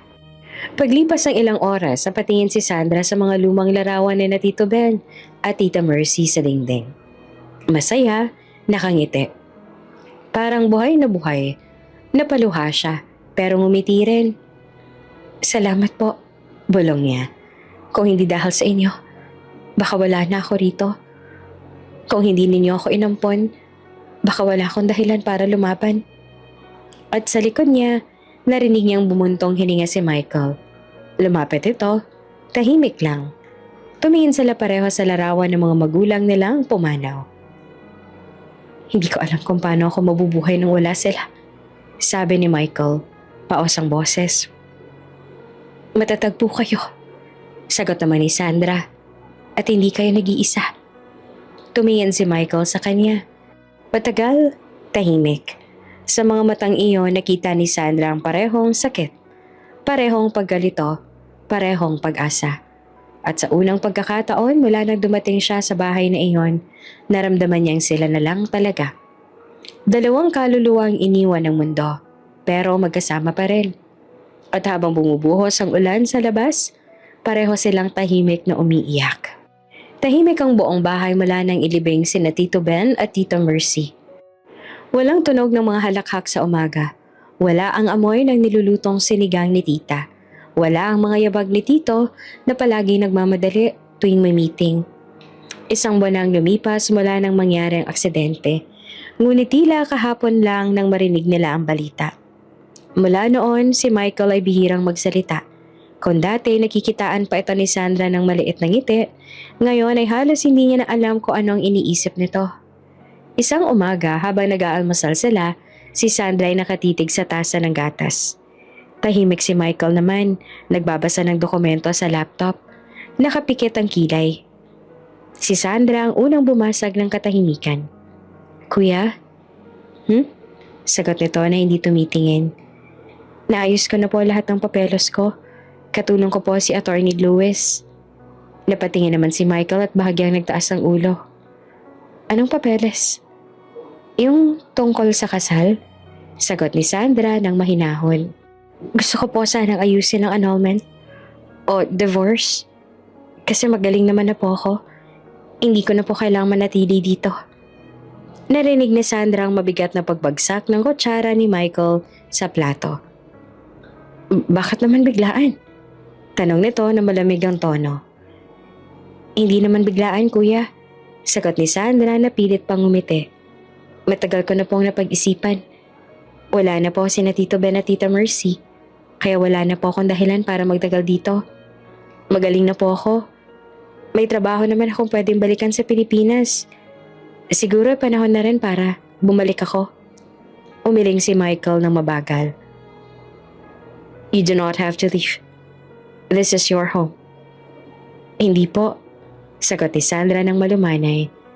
Bahay niyo po ito. Bahay nila tito, tita. Nakikituloy lang po ako. Sandra, mahinang sabi ni Michael na parang may gustong pigilan. Hindi mo kailangang gawin to. Ngunit ngumiti lang siya ng malungkot. Kailangan po, kuya. Kailangan nating pareho. Kasi kung hindi tayo makakausad. Hindi na nakasagot si Michael. Matagal silang tahimik. Tanging tunog ng hangin mula sa bentilador ang maririnig. Kung yan ang gusto mo, sabi niya na halos pabulong. Hindi kita pipigilan. At sa sagot na iyon, parang may humigop sa lahat ng hangin sa paligid. Kinabukasan, maagang gumising si Sandra. Inayos niya ang ilang gamit sa maleta. Kaunti lang ang laman nito. Gaya ng pagdating niya noon sa bahay na iyon. Marahan niyang hinaplos ang punda ng ulan. Salamat, mahina niyang bulong. Kahit sandali, naging tahanan kita. At tuluyan na siyang umalis. Nang dumating si Michael kinagabihan at tahimik ang bahay. Ang ilaw sa sala ay bukas pa rin. May malamig ng kape sa mesa. Nakita niya pa ang liham mula kay Sandra. Binasa ito ng paulit-ulit hanggang sa mabasa ng luha ang papel. Agad niyang tinawagan si Attorney Lewis. Ngunit sabi na to, she already boarded the plane, Michael. She is on her way to Manila. Tahimik lamang si Michael. Hawak ang telepono. Sa sandaling iyon, alam niyang wala na siyang magagawa. Hindi niya pinigilan dahil akala niya iyon ang gusto ni Sandra. Lumipas ang mga taon, matapos ang pagluluksa, unti-unting bumalik sa trabaho si Michael. Ipinagpatuloy niya ang negosyo ni Tito Ben at pinalago ito ng husto. Dahil sa talino at tiyaga niya, lumaki ang kumpanya.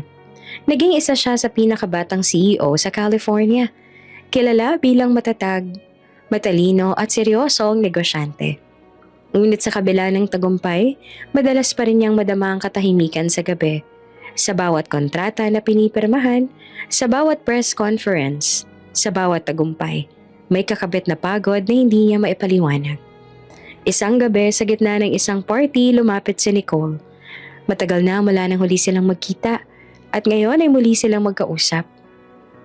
You have changed, sabi ni Nicole, hawak ang wine glass.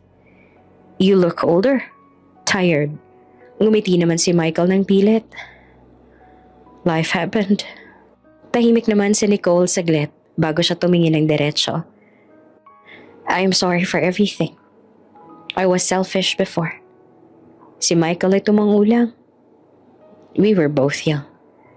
Maybe, sabi ni Nicole, nakangiti ng bahagya.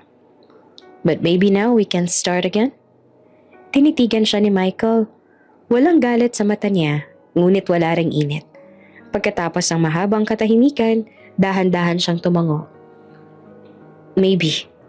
At doon nagsimulang muli ang ugnayan nila. Hindi na tulad ng dati.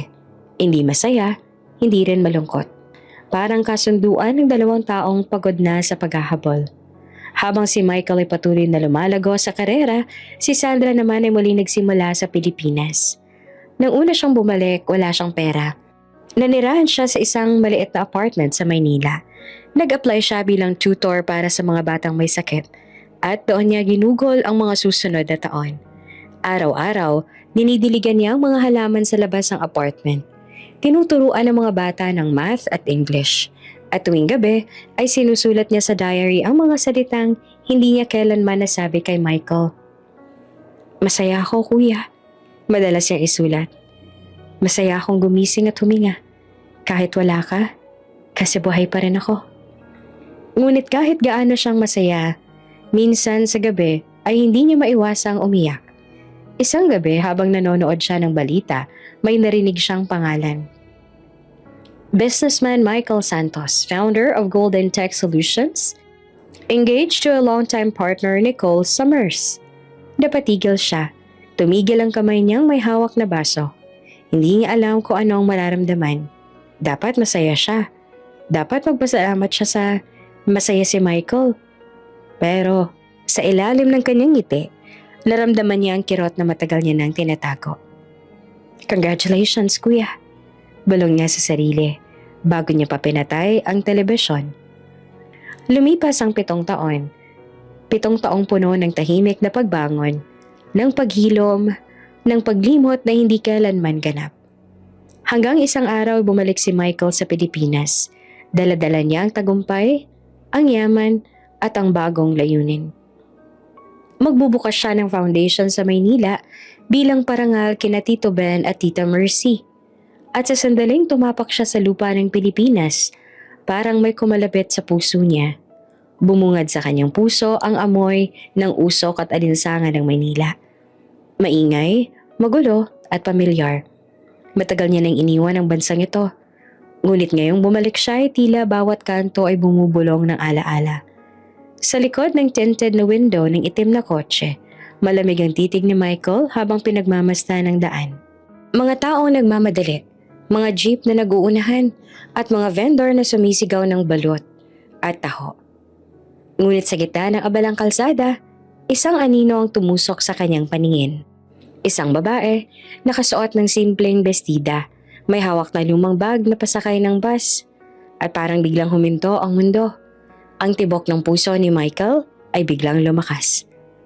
Sandra, mahina niyang bulong. Hindi siya maaaring magkamali. Ang paraan ng pagyuko nito, ang galaw ng buhok na hinipan ng hangin, ang simpleng pagkilos sa paraang pamilyar sa kaluluwa niya. Iyon ang dalagang ilang taon niyang hinanap, ngunit hindi kailanman nawala sa isipan niya. Manong ihinto ninyo, utos niya sa driver. Halos pasigaw. Nagulat pa ang driver. Sir, bawal hong huminto. Trafiko. Please, stop the car. Sigaw ni Michael. Halos hindi na makahinga. Ngunit biglang umatras ang isang truck sa harap nila. Naharangan sila. Saglit na nawala sa paningin ni Michael ang babae. Move! Move the car! Halos pasigaw niyang utos. Ngunit hindi gumalaw ang driver. Natataranta sa ingay ng kalsada. Pagkaraan ng ilang segundo, umabante ang truck. Mabilis na tumingin si Michael sa direksyon ng bus stop. Ngunit wala na ang dalaga. Ang bus ay umalis na. Unti-unting nawawala sa paningin. Naiwan siyang nakatitig sa kalsada. Malamig ang mga palad, nanginginig. At sa unang pagkakataon, matapos ang mahabang panahon, naramdaman ni Michael ang hindi niya inaasahang panginginig ng kamay. Parang lahat ng taon ng pagtatago, ng pagpipigil, ng paglimot, ay biglang bumalik sa isang iglap. Sandra, mahina niyang sabi na halos pabulong. Ikaw ba talaga yon? Habang patuloy silang bumabaybay sa kalsada ng Maynila, hindi na maalis ni Michael ang tanong sa isip niya. Buhay pa kaya siya sa puso ni Sandra? O gaya ng lahat ng iniwan sa nakaraan, bahagi na lamang siya ng isang alaala. Umaga pa lang ay abala na si Michael sa hotel. Ilang taon na nakalipas mula nang huli siyang tumapak sa Pilipinas. At ngayon ay formal niyang bubuksan ang Manila branch ng kanilang kumpanya, kasabay ng bagong proyekto ng Heart of Hope Foundation. Mula sa bintana ng mataas sa gusali, tanaw niya ang mga sasakyang bumubuho sa kalsada. Ang mga taong nagmamadali at ang mga billboard na nakikislapan sa araw. Pero kahit gaanong kaganda ang tanawin, may bigat sa dibdib niya na hindi mawala. Ang imahe ng babaeng nakita niya sa bus stop ay paulit-ulit na bumabalik sa isip niya. Hindi na siya mapakali mula pa noong araw na iyon. Sir, we are ready for your visit to the Manila office. Sabi ng sekretarya niya. Tumango lang siya. Let's go. Pagdating nila sa opisina, sinalubong siya ng mga empleyado. May ilang bumate, may nag-abot ng bulaklak, ngumiti siya ng magalang. Ngunit hindi nakarating sa matang ngiti, parang may kung anong kulang sa bawat sandali. Pagpasok niya sa opisina, naamoy niya kaagad ang bagong linis sa sahig at kintab ng mesa. Tahimik ang paligid, tanging ugong ng vacuum cleaner sa malayong dulo ng hallway ang maririnig. Habang binubuksan niya ang mga dokumento, pumasok ang isang babaeng janitress. Bit-bit ang mop at timba. "Excuse me po, sir." Mahina nitong sabi. "Maglilinis lang po sandali." Hindi niya agad iyon nilingon. Ngunit nang marinig niya ang boses ay parang may malamig na dumaloy sa kanyang katawan. Pamilyar, mahinahon, parang mula sa panaginip. Dahan-dahan siyang lumingon at halos mabitawan niya ang hawak na papel. Si Sandra. Ang buhok nito ay maikli na ngayon. May bahagyang puti sa gilid. Nakasuot ito ng simpleng uniform at nakayuko habang pinupunasan ng sahig.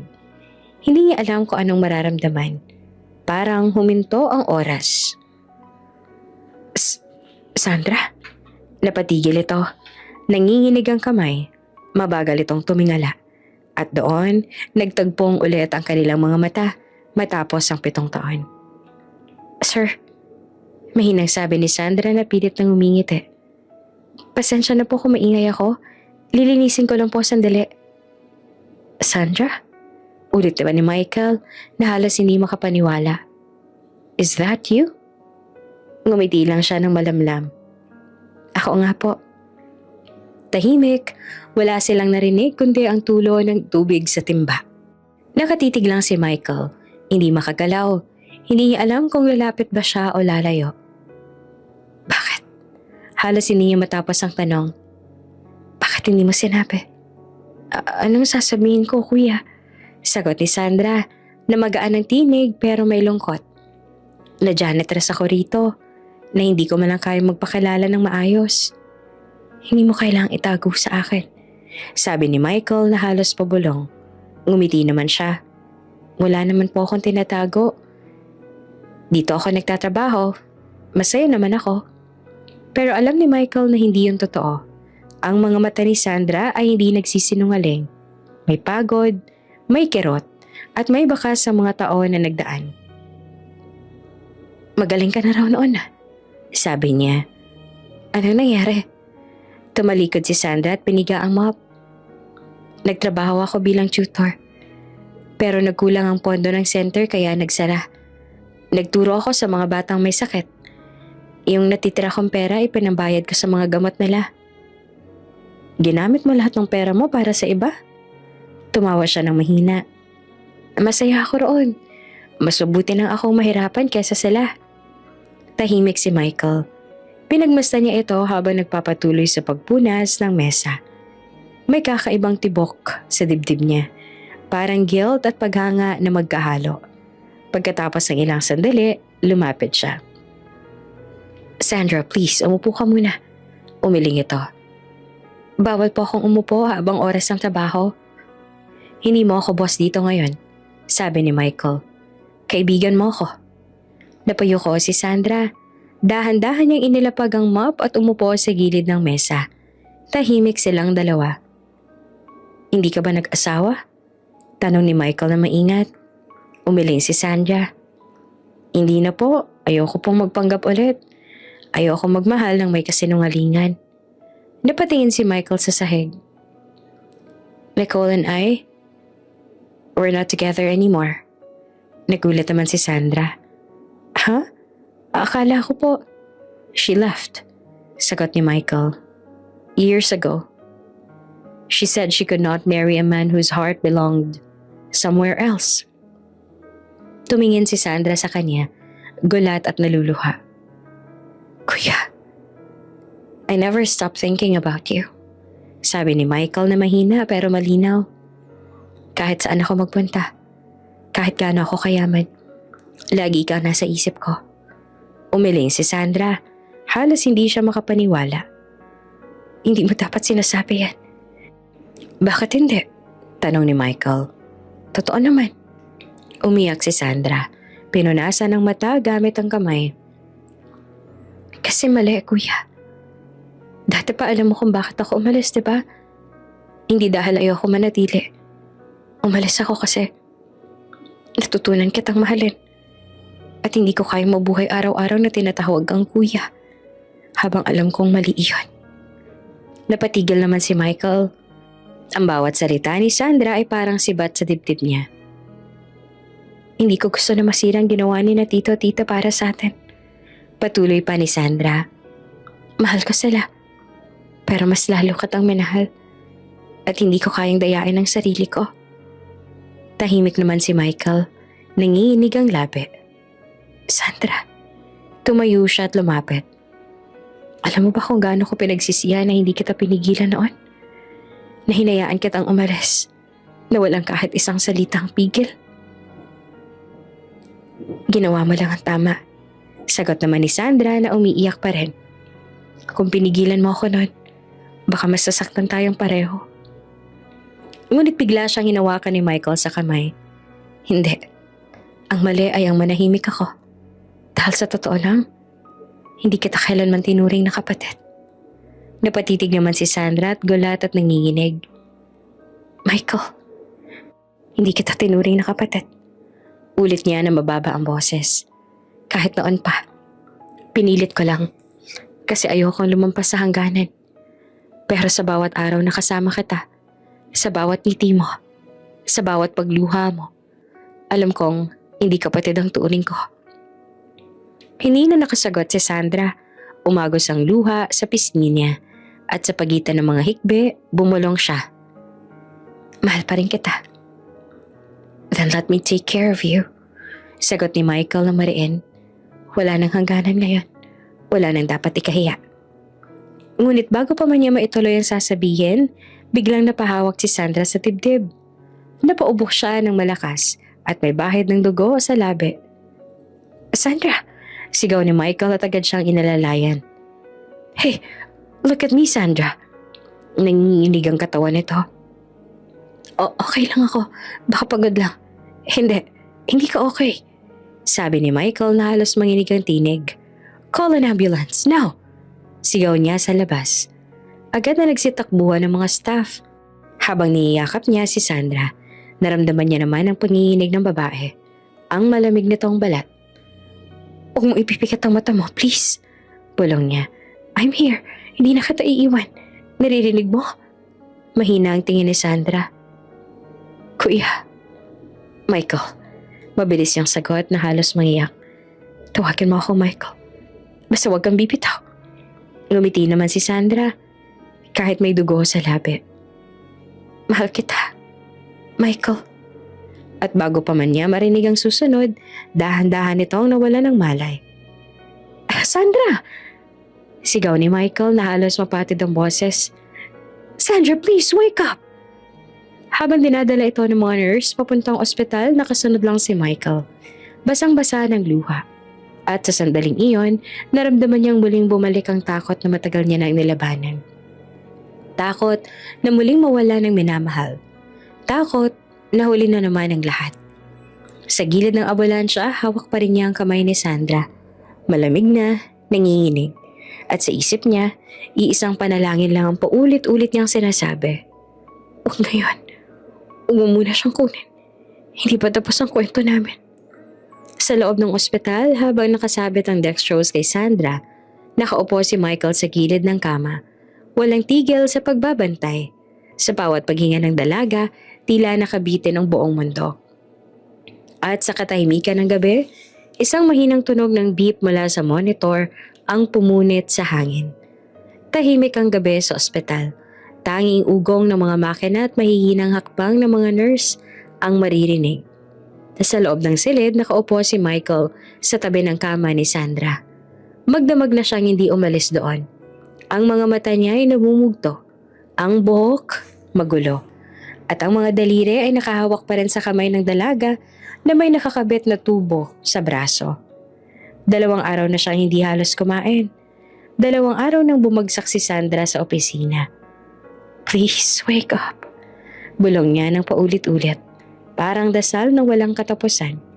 Bumukas ang pinto, pumasok ang doktor. Mr. Santos, stable na ang kondisyon niya. She's out of danger now. Parang huminga muli si Michael matapos marinig iyon. Napapikit siya at halos mangiyak. Salamat, Doc. Salamat talaga. Ngumiti naman ang doktor. Pero kailangan pa rin niyang magpahinga. Bawal siyang ma-stress. Huwag muna natin pag-usapan ng trabaho o anumang mabigat. Ang kailangan niya ngayon ay katahimikan. Tumango naman si Michael. Aalagaan ko siya. Hindi na siya mag-iisa. Paglabas ng doktor, lumapit siya sa kama. Mahina, ngunit maayos na ang paghinga ni Sandra. Maputla pa rin ang mukha, ngunit may kulay na ulit ang labi. Dahan-dahan niyang hinaplos ang buhok nito. Maya-maya ay kumilos si Sandra. Dumilat ang mga mata nito. Mabagal, parang galing sa malalim na panaginip. Michael, mahinang bulong nito. Agad siyang lumuhod sa tabi ng kama. Hey, I'm here. Ngumisi naman si Sandra ng pilit. Bakit ka nandito? Akala ko nasa opisina ka.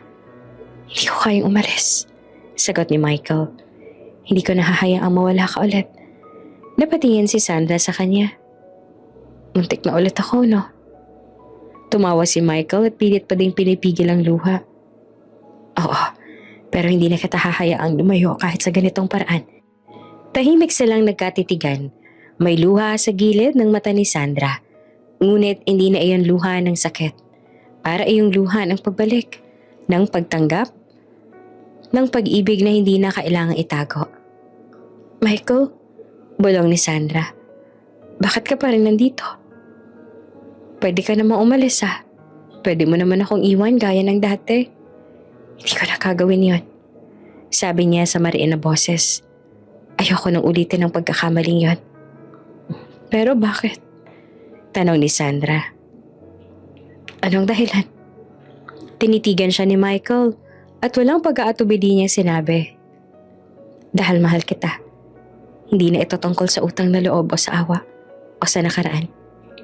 Mahal kita, Sandra. Natigilan naman si Sandra. Parang hindi siya makahinga. Michael. Lumuhod si Michael sa tabi ng kama. Kinuha ang kamay nito at inilapit sa kanyang labi. Minsan ikinasal tayo para lang manatili ka sa bansang yon. Para lang mabuhay ka. Pero ngayon, gusto ko maikasal tayo dahil gusto ko mabuhay. Nakasama ka. Hindi na nakapagsalita si Sandra. Umagos na lang ang luha sa pisngi niya. Hindi ko to ginagawa para bayaran ang nakaraan.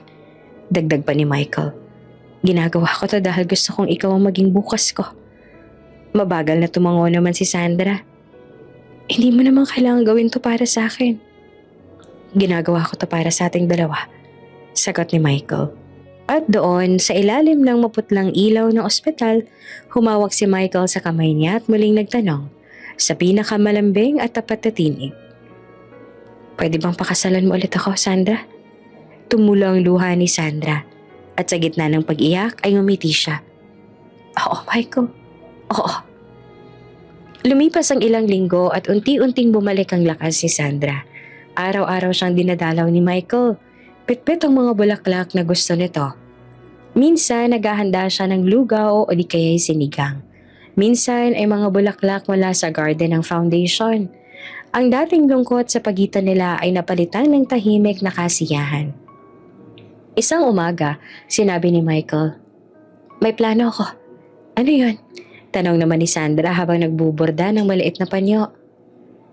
"Gusto kong ituloy ang kasal natin," sabi niya. "Simple lang. Walang ingranding handaan.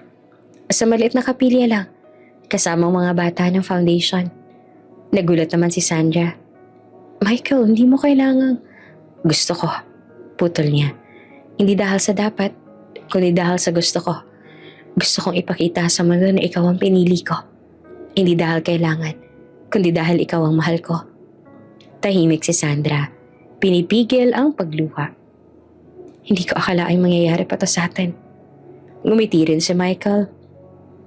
"Hindi rin nga ako naniniwala noon.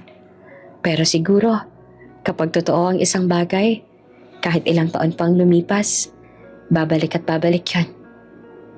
Ilang linggo pagkatapos, ginanap ang kasal sa maliit na kapilya sa Maynila.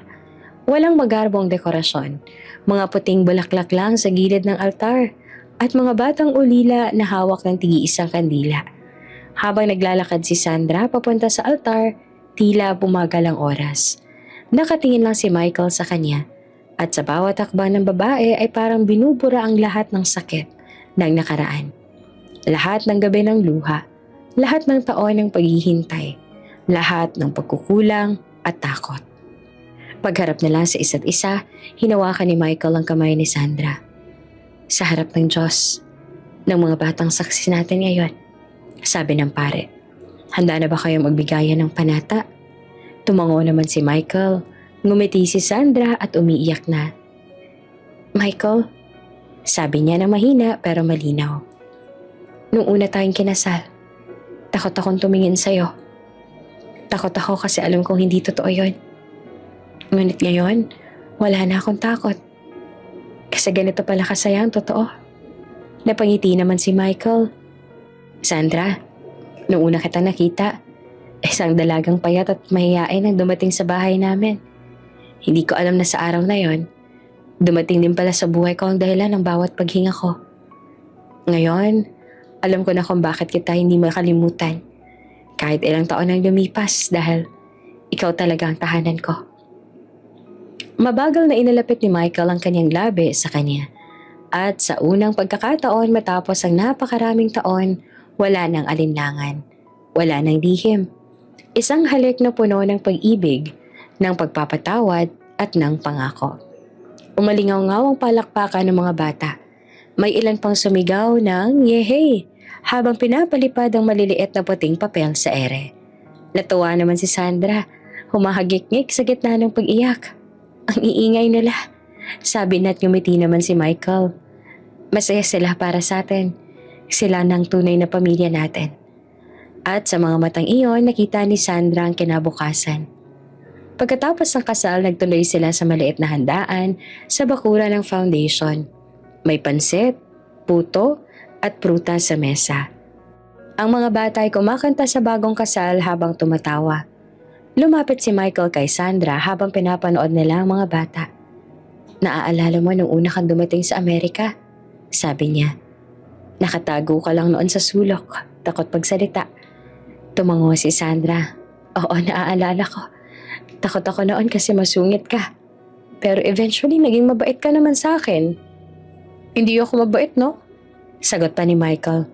Naaawa ako sa'yo noon, pero ngayon, hindi naawa ang nararamdaman ko. Pagmamahal na. Tiningnan siya ni Sandra, malambing. At ako, hindi ko na kailangang magpanggap kasi ngayon, hindi na ako foster sister. Ako ng asawa mo. Ngumiti naman si Michael at muling hinawakan ang kamay nito. At ako, hindi na ako maghihintay pa ng 7 taon para sabihin kung gaano kita kamahal. Tahimik silang nagyakap. Sa paligid nila ay tumawa mga bata, sumisigaw ng kiss at tumatawa pa ng malakas. Tumawa rin sila, sabay sabing, sige na nga. Sa ilalim ng araw ng Maynila, muli nilang hinagkan ang labi ng isa't isa. Kinagabihan habang naglalakad sila sa tabi ng ilog malapit sa chapel, tahimik na kumapit si Sandra sa braso ni Michael. Hindi ko akalaing ganito pala kasimple ang kaligayahan, sabi niya. Hindi naman kailangan ng yaman o malaking bahay, sagot ni Michael. Ay kailangan lang, totoo ang kasama mo. Maraming salamat, Michael, sabi ni Sandra. Hindi lang dahil iniligtas mo ako noon, kundi dahil pinili mo pa rin ako mahalin, kahit madaming dahilan para hindi. Tumigil sila sa paglalakad. Tiningnan ni Michael ang mga bituin sa langit. Kung ibang mundo siguro, hindi na natin kailangang maghintay ng ganitong katagal. Ngumiti si Sandra. Pero kung ibang mundo yon, baka hindi rin natin maramdaman kung gaanong kahalaga ang bawat sandali. Tumingin siya sa babae at may ningning sa mata niya na noon lang muling nakita. Tama ka, sabi niya. At dahil dito, ayokong sayangin pa ang kahit na isang araw. Hinupos niya ang pisngi nito at marahan siyang hinalikan sa noo. Wala nang kontrata, bulong niya. Wala nang ibang dahilan pa. Tayo na talaga. Ngumiti si Sandra at napapikit at sa mga labi niya ay lumabas ang mga salitang matagal nang nakatago. Mahal na mahal kita, Michael.